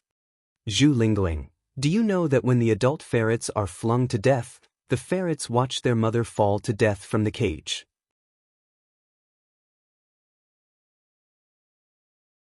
Chapter 1090. Zhu Lingling was speechless. Actually, minks are very pitiful animals, especially those that are farmed. They are born to wait for death, to be skinned and made into coats. I saw a picture before of a little mink wearing a mink coat and calling for its mother. At that moment, I swore that I would never wear a mink coat in my life, because the price of beauty is too bloody and cruel. There are many materials that can keep people warm. Why do they have to be so cruel? Huamin said word by word. Girl, I didn't know before, but after hearing what you said, I don't have any desire to buy it anymore. If there's no business, then there's no killing. The little mink is so pitiful, I will never wear a mink coat in the future. Zhu Lingling heard Huamin's words and felt very guilty. Lingling, you might think that I'm a Mary Sue, but I actually want to say that when I chose to be a doctor, it was because I wanted to always respect life. I really can't face the cruelty behind the price of beauty, but I won't persuade you, because you also have the right to choose. I know, if I knew that, I would have given up on this idea a long time ago. Zhu Lingling replied. After talking to Lingling, it was already past 11 o'clock at night. Huamin lay in Qin Chu's arms and fell asleep. The next morning, around 6 o'clock, she went downstairs to have breakfast. She saw Lady Qin walking in aggressively. Mom, why are you here so early? Qin Chu was also very surprised to see his mother. I'm definitely here for something. After Lady Qin finished speaking, she glanced at them. Have you eaten? Uncle Li, bring me another set of tableware. Qin Chu ordered. No need, I'm not eating. I have something important to say. Go ahead. Huamin saw that Lady Qin was staring at him in an unfriendly manner, so it must have something to do with him. Lady Qin took out her phone, opened a video, and slammed it on the table. Here, take a good look. Is this you? Lady Qin asked. Huamin took a look at his phone and nodded calmly. It's me. Qin Chu picked up the phone and looked at it. Then he asked, What's wrong? Mother? Is there a problem? You're actually asking me if there's a problem? Your wife is playing a duet with another man right now. Do you know that? I know. She's the bridesmaid, and the bride is her good friend. The MC asked them to perform that day. The four of them performed together. The bride and groom sang, and the best man and bridesmaid played the piano, Qin Chu explained. Is it really as simple as the best man and the bridesmaid? Huamin, do you know Suyu? I do. Huamin nodded. Then what's your relationship with him? Lady Qin asked with an unpleasant expression. Huamin put down the milk in her hand and said slowly, Actually, it's funny that you're asking such a question. What relationship could there be between us? If there really was something, I would be Mrs. Su right now, not Mrs. Qin. Before Lady Qin could speak, she continued, so please don't say that I'm with Qin Chu for money, because in terms of family power, the Su family should be more powerful. Also, I'm willing to sacrifice my life to live and die with Qin Chu. You should see everything clearly. So, I don't understand why you're asking such a boring question again. Perhaps you've been bewitched by someone with ulterior motives. Huomin's words were all important. She didn't want to continue arguing with Lady Qin. But you can't disregard the Qin family's reputation. Lady Qin was obviously not convinced. Mom, I know that she's the bridesmaid, and I know that she's playing the piano. Mian has discussed everything with me. She didn't disregard the Qin family's reputation. Think about it, if there really was something between them, why would she play the piano in public? Wouldn't it be safer for them to meet in private? After Qin Chu finished speaking, Lady Qin suddenly felt that her son's words made sense. So, did Song Yishe send you this video? Huomin glanced at Lady Qin's face and asked, how did you know? She was quite surprised that Huomin guessed correctly. Chapter 1091. Other than her, no one else would snitch on you. Huomin wiped his hands with a tissue and handed over Qin Chu's phone. Take a look, she sent the video to Qin Chu yesterday afternoon. Later, Qin Chu was in a meeting and didn't have time to talk to her, so he blocked her. So, I guess that she sent it to you. It's normal, this is how Song Yishe does things. Huomin smiled. Huomin wasn't surprised that Song Yishe snitched on him and tried to drive a wedge between him and Qin Chu. It would be strange if she suddenly calmed down one day and didn't do anything. This was because Huomin already knew that Song Yishe was the type of person who couldn't stand others doing well and liked to drive a wedge between them. However, she was smart and knew how to disguise herself, so many people were kept in the dark. Luckily, Mr. Song Yishe was smart and never let her suffer any grievances because of Song Yishe. In her own words, Mr. Qin didn't even believe the punctuation marks that came out of Song Yishe's mouth. Not to mention that he had blocked her. Chu, blocked Xianxia? Lady Qin seemed a little surprised. Yeah. Qin Chu nodded calmly. Why? Lady Qin felt that her son had gone a little overboard. After all, she was Mayor Song's daughter. There was an old saying, even if you don't respect the monk, respect the Buddha. However, Qin Chu didn't respect anyone and decisively blocked her. Because she's too fake. I don't like her, Qin Chu replied calmly. But, she said that she's always been close to you. She's also friends with Huomin. Lady Qin found it hard to accept. The contrast was too big. So, don't believe anything she says in the future. She's a woman who spends her life lying. Qin Chu gave her a piece of advice. What about the video? Lady Qin was still thinking about the video. There's nothing I can do if you don't trust me. But I'll contact you to go home and think about the cause and effect of the matter. Because lies can't stand up to scrutiny, framing people is also a skill, and it's inevitable that there will be loopholes. Huomin smiled. Lady Qin stood there stupidly. Huomin glanced at Qin Chu. Honey, I'm going to work. Do you want to come with me? Qin Chu nodded. Mom, we're going to work. You should go back. In the future, don't believe what others say. Think about it carefully. I'm very satisfied with my current life. I don't want any unhappiness to happen at home. I also believe that you're a smart person and won't be ordered around by others. After that, Qin Chu patted his mother on the shoulder. Then she held Huomin's hand and walked out of the castle. Old madam, do you want breakfast? I'll get someone to prepare it. Uncle Li asked respectfully. I'm not eating. Old Li, come sit down. I have something to ask you, Lady Qin said with a serious expression. Go ahead, old madam. How is Mr. and Mrs. Qin's relationship? Very good, Uncle Li replied.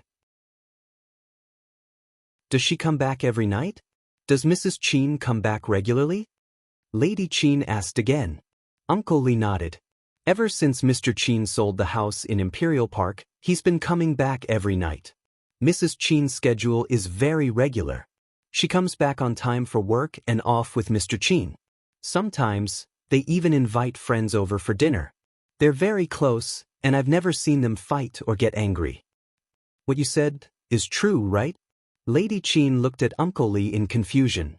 Old madam, if you don't believe me, you can watch the surveillance videos.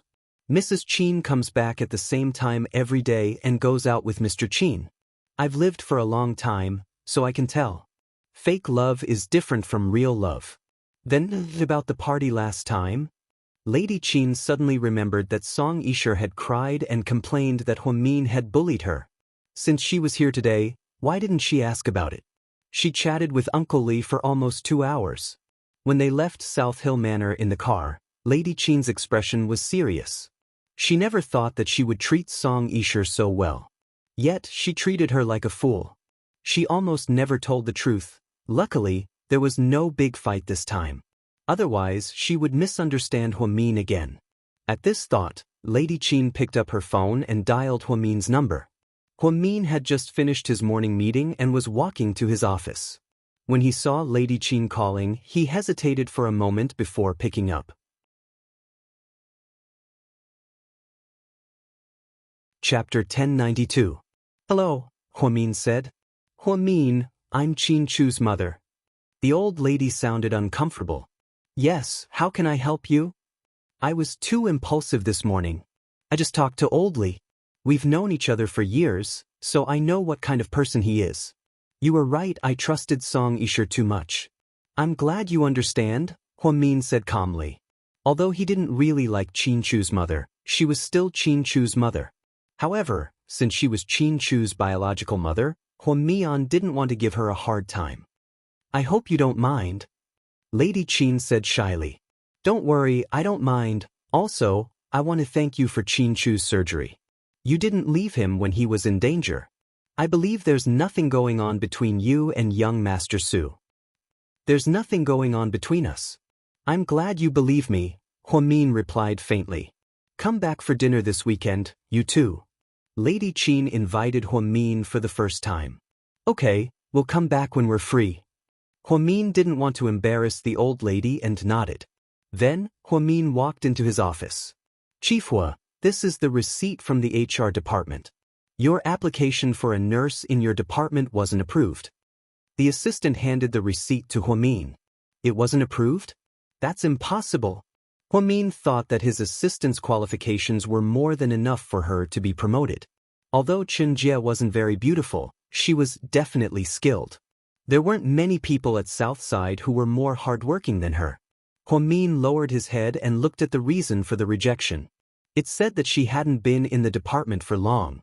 Huamin frowned slightly. Assistant Shen, who gave you this receipt? The head of the HR department gave it. The promotion was approved by the HR department. Human Resources Department?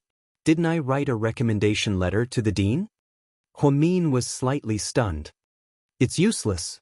The director is very busy every day. He won't care about these things personally. The director's assistant has already left the documents in the Human Resources Department. Huamin continued to ask, then, does the vice principal not care? The deputy director was originally in charge of it, but now that he is in another place for the medical conference, he handed it over to the Human Resources Department to handle. Oh, I see. Huamin nodded. Department Director Hua, is there a problem? I can help you report it to the vice dean, the assistant said. It's fine. I can handle it myself. Huamin nodded and smiled. Then, he took the receipt and sat on the chair in the office. There were fewer shady dealings in the Southern District than before, but that didn't mean there weren't any. Many doctors knew that interns did not rely on their abilities to become permanent nurses, but on the number of gifts and connections they received. If he was a relative of a department leader, it was basically a done deal. If he was an ordinary person without money and connections, he or she would never be promoted. Huamin was promoted because he performed an outstanding surgery and was directly promoted by President Wu. She originally thought that Xianxia would definitely be promoted. However, she was rejected. When she chatted with her colleagues in the department, she found out that there were a total of 5 nurses who were promoted this time. They were all from other departments, and their performance was average. What was even more ridiculous was that one of them had only been promoted for less than 3 months. Xianxia had been here for more than a year, but she was rejected because she had only been here for a short time. This was truly ironic. Chief, there are 2 patients who booked your appointment this afternoon. I've arranged for them to be at 2:30 and 3 o'clock p.m. Is that okay? Xianxia asked carefully. Sure. Little Jie, come in first. Huamin waved his hand and asked Xianxia to come in. Huamin handed her the receipt. She glanced at it and smiled. I knew I wouldn't be chosen. I didn't perform well. Little Jie, do you believe in yourself? Huamin suddenly asked. It took a lot of effort for Xianxia to make up her mind. Then, do you believe in me? Huamin asked again.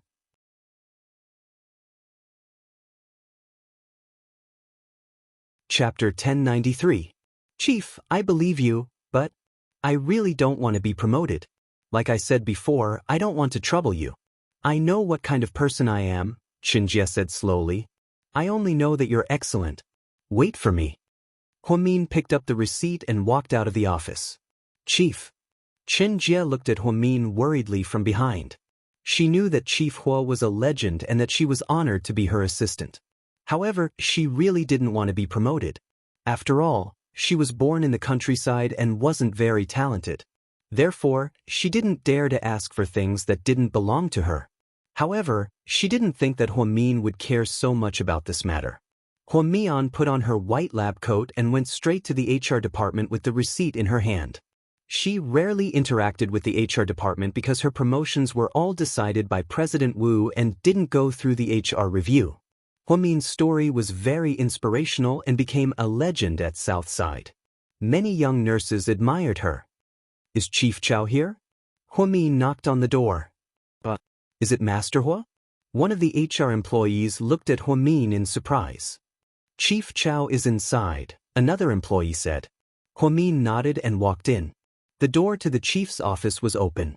Inside, a woman in her 40s was sleeping on the desk. Huamin looked at her watch. It was already time to go to work. She wondered why the HR department was in such a state. She knocked on the door rudely. It was very loud and seemed to wake up the sleeping woman. She reluctantly got up and looked at Huamin without saying a word. Is this Chief Chow? What is it? Her attitude was obviously not friendly. I'm Huamin from the neurology department. Why are you looking for me? The woman asked unhappily. I recommended my assistant to be promoted, but you didn't approve it. Huamin looked at her and said word by word. Isn't that normal? Every month, there are dozens of people who want to be promoted, but only a few can be promoted? I understand that, but your reason for rejecting her is that she hasn't been working for long. As far as I know, my assistant has been working at Southside for more than a year. That's not considered short. So what? The old woman from the Human Resources Department had an annoying look on her face. Nothing. I just want to ask you why you didn't approve it. Not qualified. The old woman yawned and replied impatiently. Huamin asked with a smile, then why did the one who had been in the OB/GYN department for less than 3 months pass? When the old woman heard Huamin's words, she seemed to be very unhappy. Because he performed well? Is that so? But I've seen the assessment records. He's no better than my assistant, then there must be other reasons. Anyway, our department's decision has nothing to do with you. Is it because of the gift? Huamin continued to ask. The old woman couldn't hold back her pride anymore. She yelled, Department Director Hua, what do you mean by that? Are you here to cause trouble? Who we promote and who we eliminate has nothing to do with you. It's not up to you to decide. Don't cause trouble just because your assistant didn't get in. That's not befitting of your identity as a chief physician. Of course I'm not here to cause trouble. I'm here to seek justice. You know the truth. I'll call President Wu in a bit and ask him to investigate this matter thoroughly. I want to see if my assistant wasn't qualified, or if you purposely gave the opportunity to the newcomer. President Wu is so smart that he'll know what happened. Chief Chow didn't expect Huamin to be so arrogant. He actually went to look for President Wu over a nurse's promotion. Her face immediately turned pale.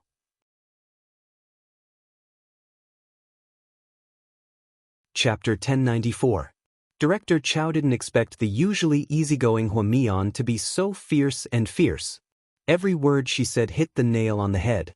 The truth was, President Wu wasn't in charge of nurses becoming permanent employees, but if someone really wanted to report it to the director for an investigation, then things would get complicated. After all, she did receive a lot of benefits. Ahem, Chief Hua, have a seat. Let's talk slowly, there's no rush. It's okay, we're all busy. I'm just here to get to the bottom of this. If I can't get a satisfactory answer, then I'll ask President Wu. With that, Hua Min turned to leave. Chief Chow was so scared that he immediately stood up. Wait, Chief Hua. Chief Chow, what's the matter? Hua Min asked, even though she already knew the answer. Chief Hua, actually, the nurse in your department is pretty good. I was going to transfer her to the next batch because there aren't many spots left. But I just remembered that there's still one spot that hasn't been used yet, so I'll give it to her. Hua Min purposely said awkwardly, I don't think that's a good idea. After all, she hasn't been in the department for long. It's not that short, I misremembered the time. I'm so busy that I'm dizzy. I hope you don't mind, Chief Hua. But she's not experienced enough, right? Hua Min purposely asked. How is that not enough?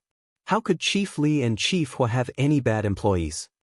Chief Hua, that's it, I'll give the last spot to your assistant, Xianxia. Then, don't bother President Wu, okay? We're all busy, Chief Chow said implicitly.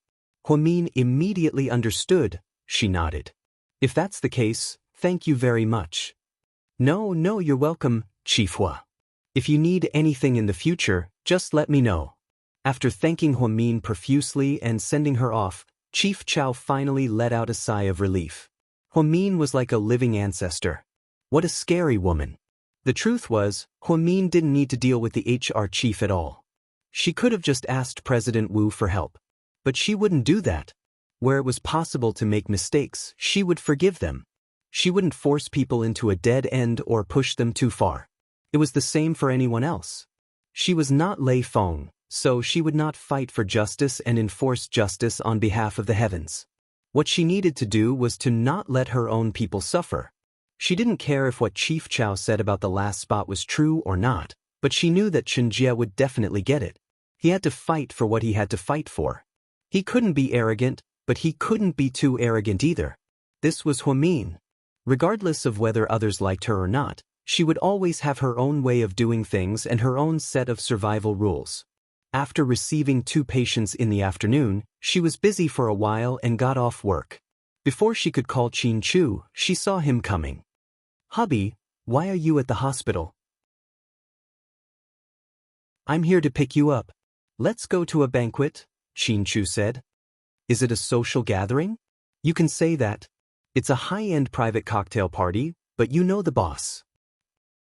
Rick, Qin Chu said simply. The owner of Seductive Fox? Hua Min was slightly taken aback. The Rick family has connections in both the government and the underworld. Today is Seductive Fox's year-end thank you banquet, so I'm sure a lot of celebrities will be there. Then I'll get ready right now. Hua Min left the hospital and got into Qin Chu's car. She didn't like makeup, so she only changed into the coffee-colored dress that Qin Chu brought for her. It was a cute and dignified coffee-colored mini dress. As soon as the two arrived at the hotel, they were surrounded by reporters who were taking photos. In front of everyone, Qin Chu tightly hugged Hua Min's waist. President Qin, there's news that Lady Qin is pregnant. Is this true? After hearing this question, Hua Min felt a little awkward.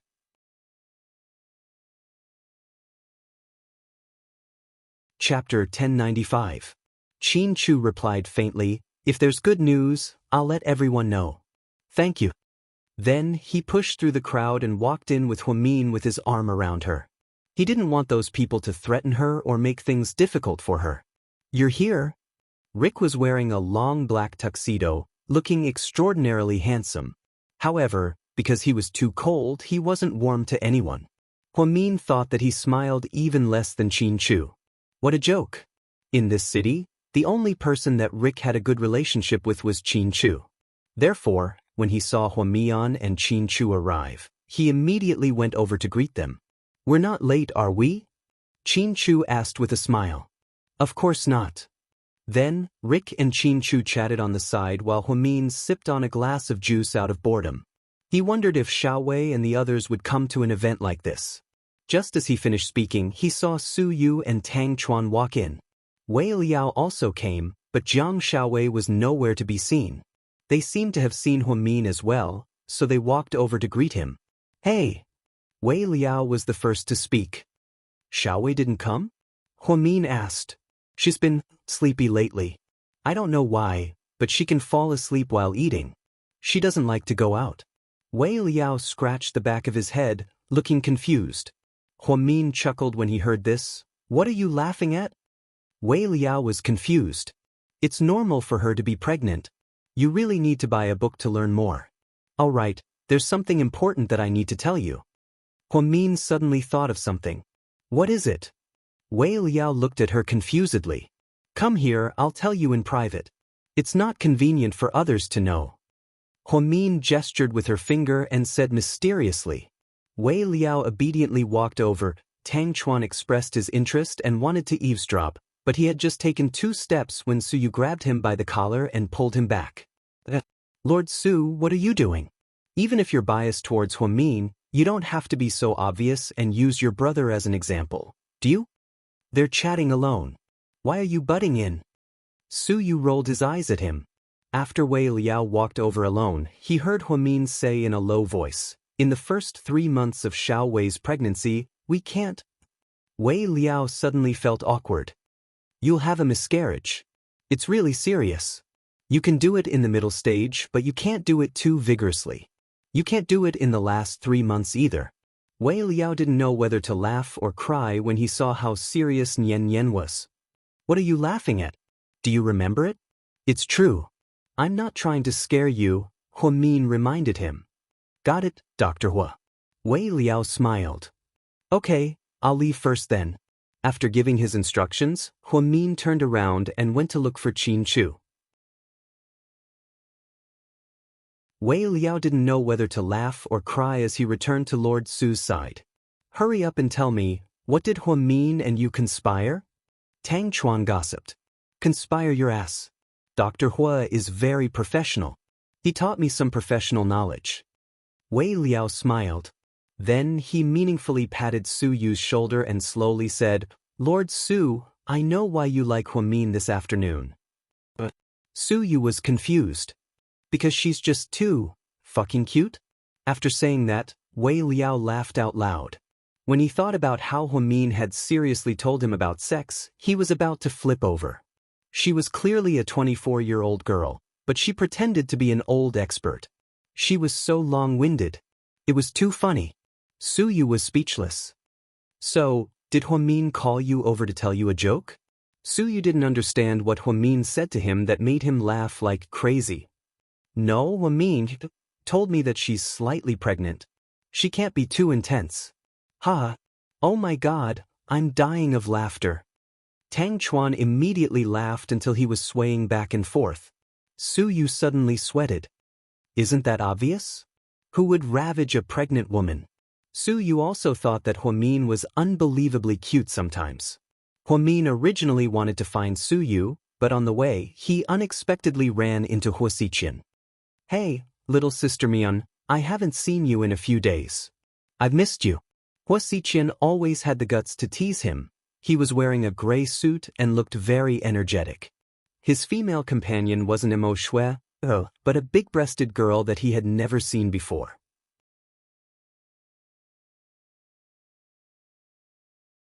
Chapter 1096. What a coincidence, I don't miss you at all. Huamian looked into Hua Xiqian's eyes and said word by word. "Huh, it's okay as long as I miss you." Hua Xiqian seemed to have endless patience for Huamin. "Has the old man been looking for you lately?" "No." Huamin replied. "Oh, then I guess it'll be soon." Hua Xiqian took a sip of champagne and said slowly. "What? You've already started? Smart, I already said I like you. Who wouldn't like such a smart sister?" Hua Xiqian looked at Hua Min with a smile. Okay, I won't waste time with you.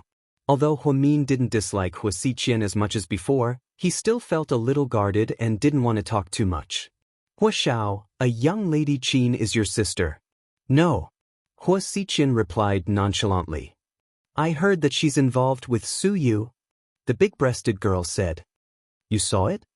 Hua Xiqian turned his head, his eyes sharp. No, I heard it from someone else, the big-breasted girl explained. Oh really? I also heard that your breasts are made of silicone. How is that possible? My breasts are real. The woman purposely puffed out her chest as if to prove something to Hua Xiqian. Yes, that's why what you see with your eyes is real. Don't always listen to other people. Hua Xiqian seemed a little annoyed. Who dared to say bad things about Hua Min in front of him? He would make life difficult for anyone. The big-breasted girl immediately shut up after hearing Su Yu's words. Hua Xiqian didn't want to talk to her and turned to walk in the other direction. On the other side was Song Yisha in a long black gown.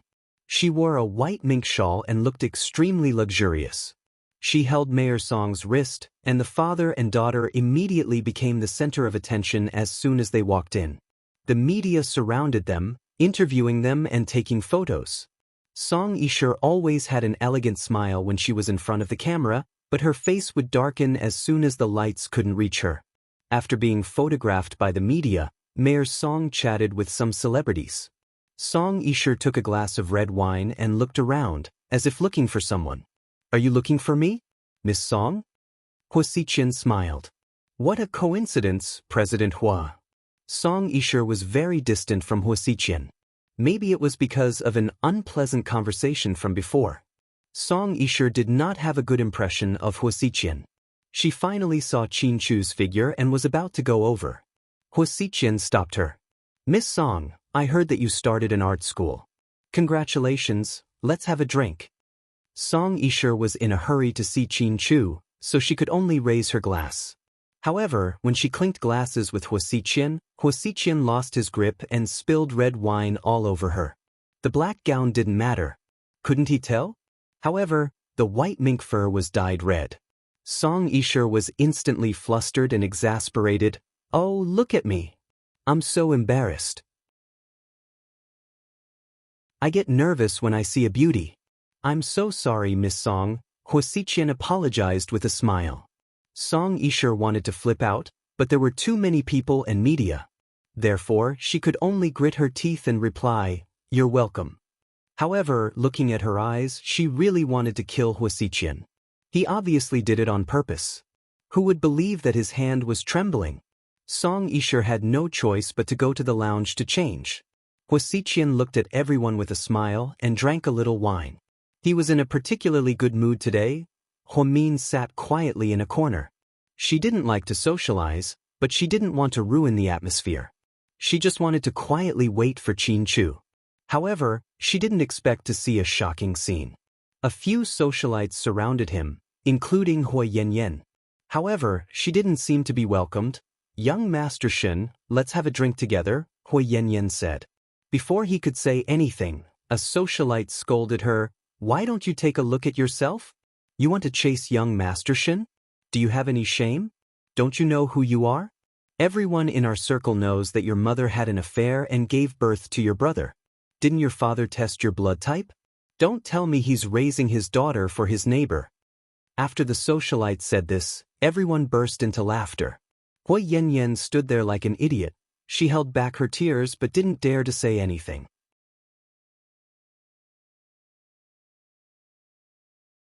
Chapter 1097. Ever since Xinjiani's scandal was exposed, Hua Xinghai's attitude towards Hua Yanyan had worsened. Hua Yanyan basically had full control over her money, and Hua Xiqian had taken advantage of her before. Xinjiani and her children lost all of their savings, so Hua Yanyan was no longer the arrogant girl she used to be. Instead, she suddenly became a downtrodden rich girl. She was still able to survive in this industry mostly because her last name was Hua. Her crazy pursuit of Xin Mingxi was treated as a joke by the people in the industry. Although Hua Min didn't like Hua Yanyan, she was still annoyed to see her being treated like a dog in this kind of situation. What she hated the most in her life were people who kicked people when they were down. When Hui Yanyan was doing well, she had friends everywhere and spent tons of money to treat them to food and drinks. Now that she was down, everyone stepped on her. What the snobbish person! Hui Yanyan was well aware of her identity. She was no longer the brainless idiot she used to be, so she didn't dare to say anything when people made fun of her. She was afraid of offending people she couldn't afford to offend. However, she really liked Shen Mingxi. Previously, she tried to hit on Su Yu mostly because of Su Yu's power and wealth in the city, as well as his huge influence. However, Hui Yanyan really liked Shen Mingxi. Otherwise, she wouldn't have risked being laughed at by everyone to get close to him. Hu Min couldn't stand it anymore. She slammed the champagne in her hand on the table and walked over with a smile. Yanyan, why didn't you tell me you were coming? Hu Min intimately held Hui Yanyan's hand. She turned around and was flattered to see Hu Min. Lady Qin. When the socialites saw Hu Min walk over, they all stepped back and nodded to greet her. Hu Min glanced at their faces one by one, smiling without saying anything. Then, she walked up to Shen Mingxi and said, Yanyan admires young Master Shen very much. Would you do me the honor of having a drink with her? Shen Mingxi didn't know Hu Min, but he knew she was the woman Su Yu liked, so he glanced at her silently. She actually gave him face and raised the wine glass in her hand. Miss Hua? The usually stoic young Master Shen raised his glass. Hui Yanyan was pleasantly surprised and even a little stunned. Young Master Shen is talking to you, Hu Min reminded her. I. Hui Yanyan didn't say a word for half a year. In the end, it was Hu Min who reminded her. She then raised her glass and took a sip with Shen Mingxi. Young Master Shen, my name is Hui Yanyan. Hui Yanyan stuttered as she introduced herself. Shen Mingxi nodded, indicating that he understood, but his expression was indifferent. Thank you, young Master Shen. I'll leave you to your work, I'll talk to you later, Hu Min said with a smile. Then, he dragged Hui Yanyan away. The socialites discussed among themselves strangely. That's weird, I thought Hu Min and Hui Yanyan weren't on good terms. Why would he help her?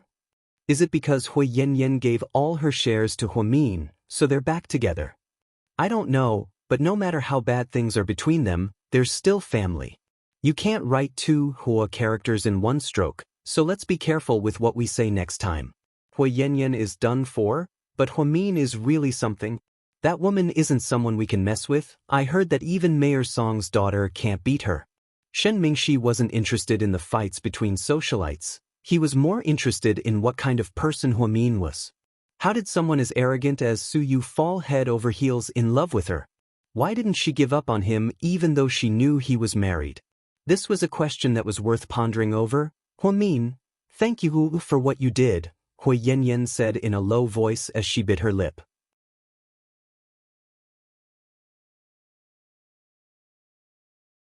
Chapter 1098. You don't have to be so polite with me. I don't want to help you. I just don't like the way those people act, Hu Min said calmly. Hui Yanyan smiled bitterly and said in a low voice, Ever since my mom's accident, I've gotten used to it. They're all the same. If you have money and power, they'll play with you. If you don't, you deserve to be stepped on. So you're going to marry into a rich family to turn your life around? Hu Min asked. Hui Yanyan shook her head. I had this idea in the beginning. That's why I pestered Su Yu. I knew Su Yu wouldn't even look at me, but I still clung to him like glue. At that time, I wanted to use the Su family to turn my life around. It's not that I didn't want to avenge myself, but later, I figured out something. What is it? It's just that once a relationship is involved with benefits, it's actually quite meaningless. A person's life is so short, only a few decades. If I have to involve benefits in my own marriage, I guess I won't be happy in this life. Moreover, I won't necessarily be happy even if I marry into a rich family. They won't necessarily take a fancy to me. If you understand the logic, why are you still pestering Shen Mingxi? Hu Min didn't understand. That's because I really like him. Hui Yanyan said word by word. Then she continued, Young Master Shen is my classmate in middle school. When he was in middle school, he was already the most handsome boy in school. Not only me, but all the girls in school liked him. After that, he went abroad for many years and disappeared without a trace. I thought that I would never see him again in my life. I didn't expect that he would suddenly come back on young Master Su's birthday. The first time I saw him, I felt my heart skip a beat. I've never felt that way before. It's really magical. I don't want to miss this opportunity, so I shamelessly pursued him. But you know what? You won't be able to marry into the Shen family. Not to mention how many competitors you have. Xianxia has Wei Ying by his side. Many socialites have no choice but to admit defeat. You know the Wei family's background and what kind of person Wei Ying is. Min was close to Jiang Xiaowei, so he often heard about her and Xianxia. Wei Ying liked Xianxia as well, even though Xianxia hadn't said anything and they weren't officially dating. However, the Shen family and the Wei family seemed to have already decided on this matter internally. Wei Liao had said more than once that the Xin, Wei, and Liang families would unite by marriage. This was an indisputable fact. I know. Actually, I don't want to marry into the Shen family. I just want Xianxia to know that there's another woman named Hui Yanyan who likes him. That's all. Hui Yanyan smiled foolishly. To be honest, it was quite sad to see Hui Yanyan like this. Fine. All right, that's your business. But you should be more careful in the future. Don't do those things that humiliate yourself. Why are you asking for humiliation? If you want to make a comeback, you should find someone who can accept you and marry you. If you want love, you should find someone who loves you very much. He doesn't care about your appearance or family background, and he doesn't care about the scandals on you. After all, people are realistic. You can't have your cake and eat it too. You have to know yourself. Hui Min's words were a bit harsh, but she wanted to remind Hui Yanyan not to do meaningless things. She thought that Hui Yanyan would be angry and refute her, but to her surprise, she nodded obediently. I'll remember what you said. Hui Min, I have to say, you're very generous. No wonder so many people like you and your achievements today. It has a lot to do with your personality. I used to be very jealous of you, and I envied you a lot. Later, I realized that no matter how much I change, I'll never reach your level, so I won't have everything you have. Hui Min looked at her without saying anything, but there was a complicated look in her eyes. She never thought that one day, the stupid Hui Yanyan would have an epiphany and understand a lot of life principles. It was really difficult. Okay, then you're on your own. After speaking, Hui Min turned to leave. Sister Hui Min, I know you're very smart. I'm willing to be your slave and maid, but can you help me deal with Wuxia? I really hate him. Hui Yanyan said behind Hui Min. The Hui Min, who was about to leave, paused.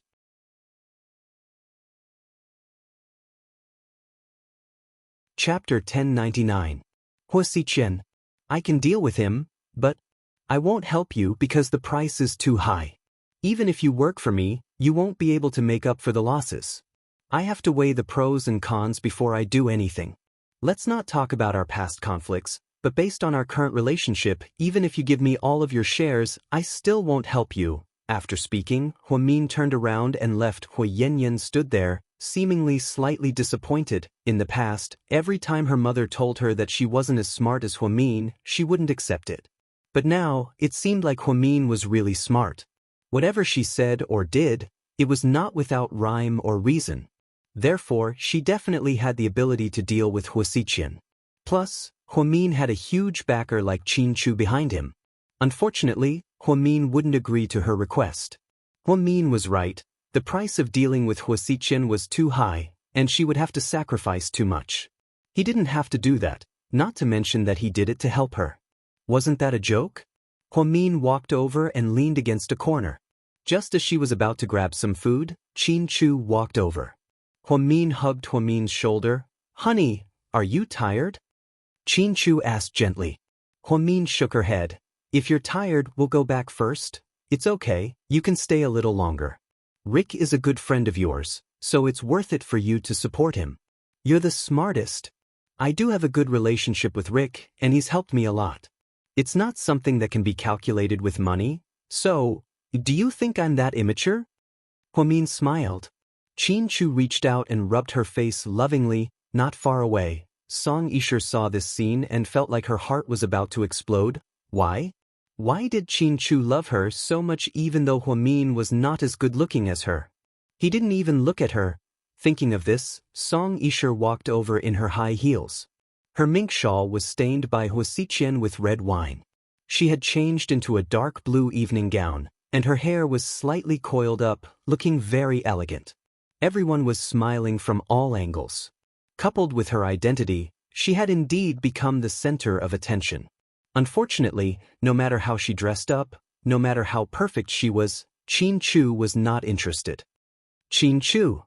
From afar, she called out. Huamin and Qin Chu were being lovey-dovey. When they heard the sound, they both turned their heads. The moment he saw Song Yisher, Huamin stopped smiling, and his mood instantly soured. Qin Chu looked at him with slightly annoyance. When did you guys get here? Why didn't I see you guys just now? She smiled as if she was still trying to get closer to Huamin. Qin Chu had no intention of answering. Huamin nodded. We've been here for a while. Qin Chu, my dad is here too. He was just asking about you. Song Yisher looked at Qin Chu and smiled. I already greeted him, Qin Chu said faintly. Oh, I see. Song Yisher felt a little awkward. Huamin suddenly thought of something and smiled at Song Yisher. Miss Song, thank you for recording a video of me at the Wei family's wedding. My husband saw how I played the piano. Because of this, he promised to buy me a good piano. Thank you, you're so nice. My friend forgot to record it, but you still remembered to record it for me. Plus, the angle was really beautiful. Song Yisher's expression immediately changed upon hearing this. Then she smiled awkwardly and said, Really? I'm glad you like it. Of course I like it, I even saved the video. My husband also said that he didn't know that I could play pop music so well. After speaking, Huamin kissed Qin Chu's right cheek in front of Song Yisher. This sudden kiss made Mr. Qin's heart feel sweet and fuzzy. Song Yisher could only smile awkwardly. What could be more awkward than this? She never would have dreamed that Huamin would treat this as a joke. It was really awkward. Oh right, Miss Song, why are you so nice to me? Not only did you send the video to my husband, but you also sent the video to my mother-in-law. My mother-in-law came over to ask me how I could play the piano so well. You've helped me so much, how can I thank you?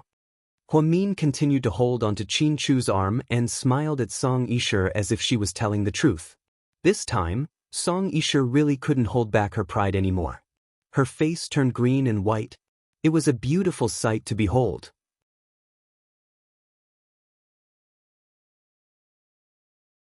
Chapter 1100. You're welcome. I just casually took a picture. Song Yisher looked extremely awkward as she spoke. You're so talented in photography, no wonder you're studying art. When you have time, I'll ask you to take a picture for me, okay? Huamin continued to smile like a blooming flower. Song Yisher was speechless. Huh? All right. Do you want one of the 13 shops on the pedestrian street to be used as a photo studio? Song Yisher was speechless. Honey, let's go take a picture with Rick. Qin Chu held onto Huamin's hand, not allowing her to talk to Song Yisher. Miss Song, my husband and I are going to work now. Huamin waved her hand and held onto Qin Chu's arm as they walked to the other side of the street. Looking at Huamin's back, Song Yisher gritted her teeth. How come she didn't realize that Huamin was so powerful? His smile was enough to kill people. Song Yisher's IQ wasn't low, but Huamin's words made her completely speechless. After they left, Qin Chu lovingly pinched Huamin's face. When did I agree to buy you a piano, huh? Are you trying to blackmail me? Qin Chu couldn't help but laugh. I was just saying. I didn't mean to piss Song Yisher off. Did you see how happy she looked just now? I knew she's no match for you. You didn't talk to her before, so she probably thought you were easy to bully. Now you realize that I'm not someone to be trifled with, right? Huamin smiled proudly. Of course, when my wife gets serious, not many women in the world can compete with her, Qin Chu complimented. Honey, if that's what you want to say, then I'm very happy. The husband and wife echoed each other as they walked to the other side. She stood next to Rick and allowed the media to take photos of her. With GK's president on stage, Rick's private party was instantly elevated to another level. During this time, many famous nobles came in one after another to show their support. Everyone was wearing evening gowns, but Huamian noticed a girl in a red checkered coat eating ice cream in a corner. The style was completely out of place here. The girl was very beautiful. She had long hair, big eyes, and no makeup, but she was stunning at first glance. "That girl is so pretty," Huamin murmured. Qin Chu didn't care, because he wasn't interested in any woman other than Huamin. Rick's expression changed and he said apologetically, "Excuse me." Then he walked towards the girl. Is that Rick's girlfriend?" Huamin asked curiously. "I haven't heard him mention it yet, but looking at how nervous he is, I'm pretty sure it's her," Qin Chu guessed. The girl quietly ate ice cream in the corner with her head down, and very few people paid attention to her. Perhaps she wanted to be in a place with fewer people so that she wouldn't attract attention. "Cece, where's your dress?" "I got it dirty when I ate ice cream, so I changed into my own clothes. I hope I'm not bothering you." "If I am, I'll leave right now. I don't want to embarrass you." Then the girl stood up to leave. However, Rick grabbed her hand. "It's okay, you look good in this." Rick's eyes were filled with endless gentleness. Before, he didn't understand why Qin Chu was so nervous around Huamin, but now he finally understood why. From afar, Huamin looked at Rick and the girl. Then she leaned on Qin Chu's shoulder and smiled. Qin and Huamian seemed to like to show off their affection. Good thing I'm not a dog." After speaking, Tang Chuan immediately hugged his hot girlfriend tightly. "I'm not either," Wei Liao immediately clarified proudly. As someone who had just gotten married, he had the right to say that he was no longer single. After speaking, both of them looked at Su Yu in unison. Su Yu was drinking, but when he heard what Huamian said, his hand holding the red wine froze for a second. "So, I'm being attacked for no reason?" Lord Su asked with an aggrieved expression.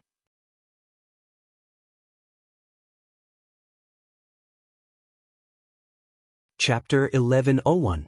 "Ha! Lord Su, we didn't say anything." Tang Chuan burst into laughter. "Yeah, we didn't name ourselves." "Lord Su, don't take it personally," Wei Liao chimed in. "Don't pretend. Do you think I don't know what you two are up to? But you can say whatever you want, I'm used to it." After speaking, Su Yu lowered his head and continued to drink. Not far away, Huamin leaned on Qin Chu's shoulder and said something with a smile. Su Yu must have seen it. However, he didn't say anything. Wei Liao and Tang Chuan were too embarrassed to continue teasing him. They all felt sorry for Su Yu for 10 seconds. Every time Qin Chu and Huamian abused Su Yu, they would silently feel sorry for Su Yu, but there was nothing wrong with being lovey-dovey. They only knew that Su Yu was upset, but they didn't know that every time Qin Chu abused Huamian, there was someone else who was even more upset than Su Yu. It was just that no one knew, so no one paid attention to him. Wuxia leaned against a round pillar with a glass of champagne in his hand. His female companion was sent away by him, and he just quietly drank his wine with a smile on his face. However, his heart was already in turmoil. He was a person who wouldn't give up until he reached his goal, so he was very patient with Huamin. He had waited for so many years, so a little longer wouldn't make a difference. Huamin glanced over and accidentally met Wuxia's eyes. Wuxia immediately raised the glass in his hand with a smile. Huamin turned his head and didn't respond. However, it didn't matter, he was already used to it. After leaving the party, Huamin and Qin Chu didn't go home directly. Instead, they went to Sky Blessing Court. Ever since Jixin left the country, her mother, Yang Merung, had been a lot more free and lonely. Huamin also came home more often. He was afraid that his mother would be lonely, so he often went to accompany her. When they arrived, their mother was still having dinner, and there was one more person in the house. It was a little girl. She looked average and was very thin.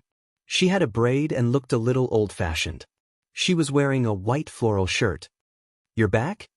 His mother stood up immediately. "Mom, how did you just find out? What time is it?" Huamin went over and held his mother's hand. I'm not very hungry today. I was just waiting for Xioping to come and eat together." By the way, you haven't met her yet, right? Your uncle's eldest daughter, Yang Xiaoping. Huamian looked in the direction of the voice and saw a girl who looked a little immature. Xiaoping, this is Mian. Hi, Sister Mian. The girl stood up and stammered. Hello. Mian, Xiaoping has grown up, right? She's already 20 years old, 1 year older than our Jixin. Yang Meirong seemed to be in a good mood when she saw her family, especially her niece. Yeah, Huamin said perfunctorily. However, his tone didn't have the enthusiasm of seeing a family member he hadn't seen in a long time. Xiaoping, that's my brother-in-law. He's amazing, he's the president of a big company. Yang Meirong pointed at Qin Chu and proudly introduced him. The moment the girl saw Qin Chu, she froze. She grew up in the countryside and didn't know much. The presidents and big bosses she saw on TV were all older men. Maybe he was bald and had a big belly, or maybe he was short and buck-toothed. However, she had never seen such a young, good-looking man who was also a president. Yang Xiaoping felt her heart beat a lot faster. For a moment, she was in a daze. Xiaoping, what are you waiting for? Hurry up and call him your brother-in-law, Yang Meirong urged.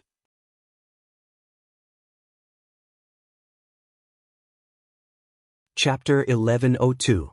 Oh, hi, brother-in-law. The girl seemed a bit shy. Qin Chu nodded slightly. Don't be so nervous. Huamin smiled, but his reaction was mild. The reason was simple. His grandparents passed away when he was young, and his mother only had one brother. He got married a long time ago in the countryside and had a son and a daughter. However, he had never been willing to come over. His mother, on the other hand, used to go back often to buy things and give him money. Later, when his mother was in dire straits, they turned against her. His mother was so angry that she didn't contact them for many years. Later, after Huamin got married and his life got better, they heard from somewhere and continued to call his mother. Huamin didn't like snobbish people like them, so he didn't like his uncle's family.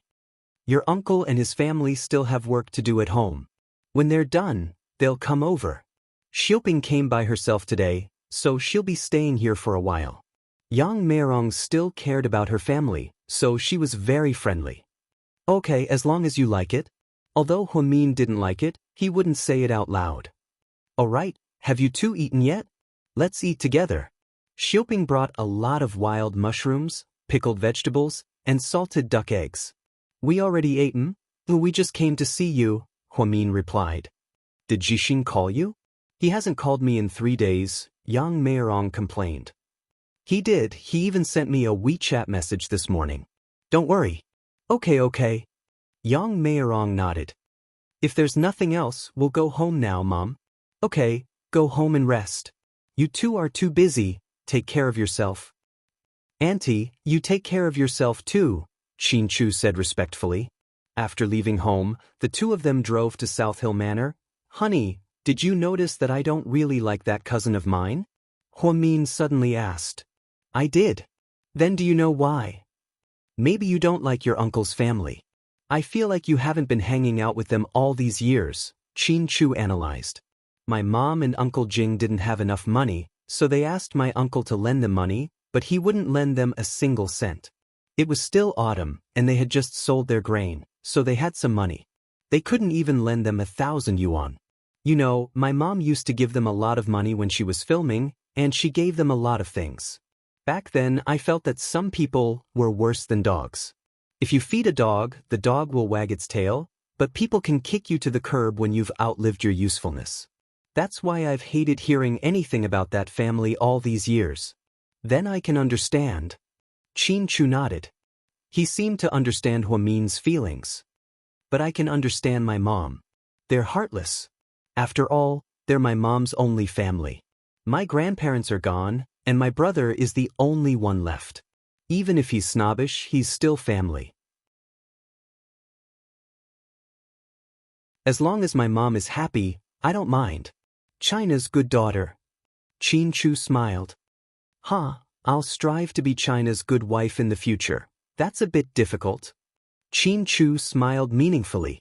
What's difficult? Huamin didn't understand. If you want to be China's good wife, You have to know all 108 positions. Unfortunately, you're only at the upper and lower positions. You're still far from that. After Qin Chu finished speaking, Huamin immediately reacted. He punched him. Honey, you're so perverted. The couple drove home happily and sweetly. On the other hand, Song Yisher's mind was in a mess. She saw that Huamin seemed fine. That shouldn't be the case. Could it be that Mama Qin didn't cause trouble for her? She thought about it and felt uneasy, so she drove directly to the Qin manor. Inside the manor, Song Yisher knocked on the door and walked in. She saw Lady Qin sitting in the living room, eating fruit and drinking tea. Mama Qin, she called out sweetly.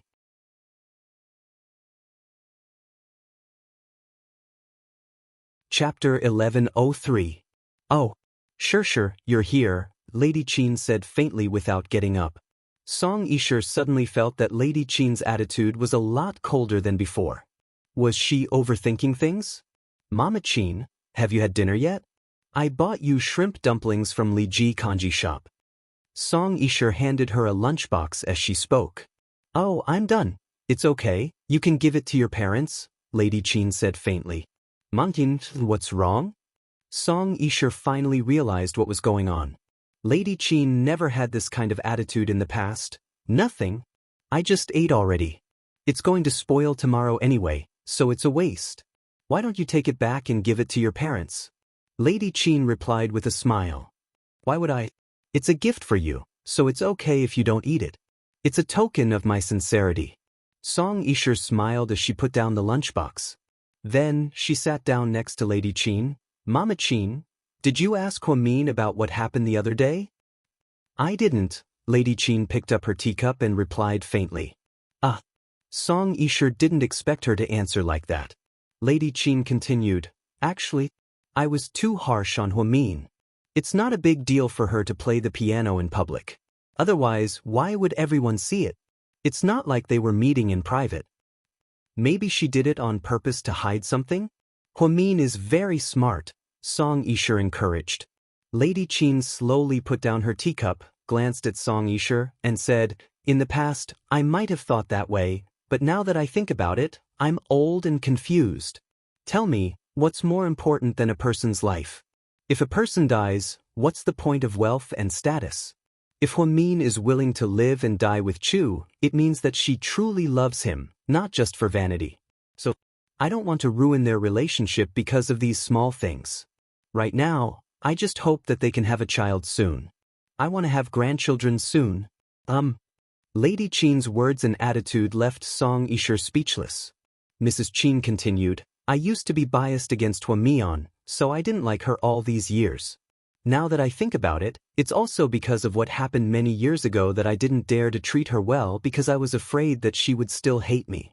Now I know how stupid I was. If Huamian hated me, she wouldn't have married Chu. I was just jealous of a gentleman. I'm old and sometimes I get muddle-headed. Some random people say a few words to me, and they can mess with me. Actually, why do I have to do that? No matter how good other people are, there's still outsiders. Old Qin, Chu, and I, and Huamian, we're a real family. Why do I have to listen to others trying to drive a wedge between us? At this moment, Song Yisher's expression was extremely ugly. Seeing her expression, Lady Qin immediately grabbed her hand and laughed. Sure, don't think too much. I'm not talking about you, I'm talking about the people in the company. Those people like to gossip and don't like our family, so they keep stirring up trouble and stirring up trouble. They're really despicable. Everyone says that my son doesn't like those women. If it were me, I wouldn't like those women either. Huamin's personality is a bit cold, but after spending some time together, I realized that he's a pretty good person. At this moment, Song Yisher's heart was in turmoil. She had always used Lady Qin as a tool, but she never thought that one day, she would be forced to this point. Lady Qin's words were like a slap to her face, but she couldn't get angry. Sure. Tell me, am I right? Lady Qin deliberately held onto Song Yisher's hand intimately as she asked. Mama Qin, right? Song Yisher smiled awkwardly. This was the second time today that she had been bullied. She felt like thousands of alpacas were running through her heart. Mama Qin, Huamin and Qin Chu have been married for so long, but they still haven't had a child. If they never have one in the future, what will you think? Song Yixia was quite smart, so she decided to start from another angle.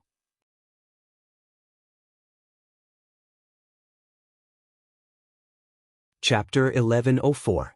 As expected, Lady Qin's expression changed slightly when she heard about the baby. I do want a grandchild, but if there isn't one, then I'm not in a hurry. I believe that this is fate. Some couples even get a grandchild after 3 to 5 years of marriage. They've both had checkups and are healthy, so I'll just have to wait patiently. Mama Qin, you've suddenly changed a lot. A lot of your opinions and attitudes are different from before, Song Yixia said with a bitter smile. Yeah, the people I used to interact with weren't good either. They were all a bunch of despicable people. Those rich ladies, milk means money. They only befriended me because my family was rich, so why would I talk to them? Also, as the saying goes, distance tests a horse's strength, and time reveals a person's heart. As time goes by, I'll know whether some people are humans or ghosts. After all, no one is stupid forever, right? Hi, yeah. Song Yixia still felt awkward. Sure, you too. In the future, when you find a man, you have to be careful. Don't find someone who's nice in front of you but is a ghost behind your back. That kind of man, no matter how good he looks or how good his family background is, won't be liked by anyone. Lady Qin even gave her a piece of advice out of the kindness of her heart. I know, Mama Qin. Then, Lady Qin began to chat with her. Song Yixia finally lost her patience. Mama Qin, it's getting late, I'm going to leave now. Okay, bye. Lady Qin waved her hand and said goodbye. As Song Yixia drove out of the Qin manor, she was filled with anger. She smashed the steering wheel. You old thing, how dare you insult me indirectly? You'll suffer in the future. They originally thought that they could use Lady Qin's prejudice against Huamin to drive a wedge between them. However, the fact that Huamin was willing to risk his life for Qin Chu made Qin Chu's parents look at him in a different light. Even if she had any objections, she would not have them anymore. She would not treat Huamin with the same attitude as before. Lady Qin was simple-minded, so it was inevitable that she would get hot-headed sometimes, but that day at South Hill Manor, after being criticized by Qin Chu and Huamin, he chatted with Uncle Li for a while. Only then did he discover many truths that he didn't know. She also began to understand Song Yixia's true colors. On Friday, GK's year-end thank you banquet was held on Yunding Mountain. After Huamin got off work on Friday, he took Qin Chu's car and went there directly. Zhu Lingling and Gao Ran also went with them. Jiang Xiaowei was pregnant and it was inconvenient for her to travel so far away, so she didn't go. But on WeChat she kept complaining. She even said that she would only give birth once, regardless of whether it was a boy or a girl. She would never have a second child in the future because it was too inconvenient. Pregnant women were like a strange species that was discriminated against. There were many things that they could not do. There were many things that could not be eaten, and there were many places that could not be visited. There were also many positions that could not be used. Jiang Xiaowei was so angry that she kept torturing Wei Liao. In order to make his wife happy, Wei Liao booked a Western restaurant and had dinner with Su Yu, Tang Chuan, and the others. While eating, Jiang Xiaowei would occasionally pick up her phone and send WeChat messages. Occasionally she would even giggle, "Sister-in-law, are you cheating on me? Young Master Wei is right next to you, who are you chatting so happily with?" Tang Chuan teased. Before Jiang Xiaowei could reply, Wei Liao answered for her. Other than Huamin, I can't think of anyone else. Good thing you're a girl, or else you'd be the second Lord Su. You're all so smitten by Huamin that you don't know where you're going. Tang Chuan laughed maniacally. So I'm being attacked again? Su Yu felt like he had been very unlucky recently. No matter what happened, he would be dragged into it. His chances of being attacked increased exponentially. Huamin and Qin Chu are going to Yunding Mountain for GK's end-of-year celebration. Lingling and Captain Gao are going too. I want to go too, Jiang Xiaowei complained. Be a little good. Let's not go. Yunding Mountain is just a poor ravine. It's boring, Wei Liao comforted her. Phew, Do you think I'm stupid? Yunding Mountain is GK's top resort. It has hot springs, a ski resort, a green vegetable plantation, and a unique red maple forest. Jiang Xiaowei was immediately irritated. Wei Liao immediately shut up. Huh? Mian just took a selfie. It's so rare. Who wants to see it? Jiang Xiaowei picked up her phone and asked with a proud smile. Everyone immediately looked towards Su Yu. You're tuning in to the Wang Lin's Journey YouTube channel. Don't forget to subscribe and join us on this journey to catch the most captivating stories.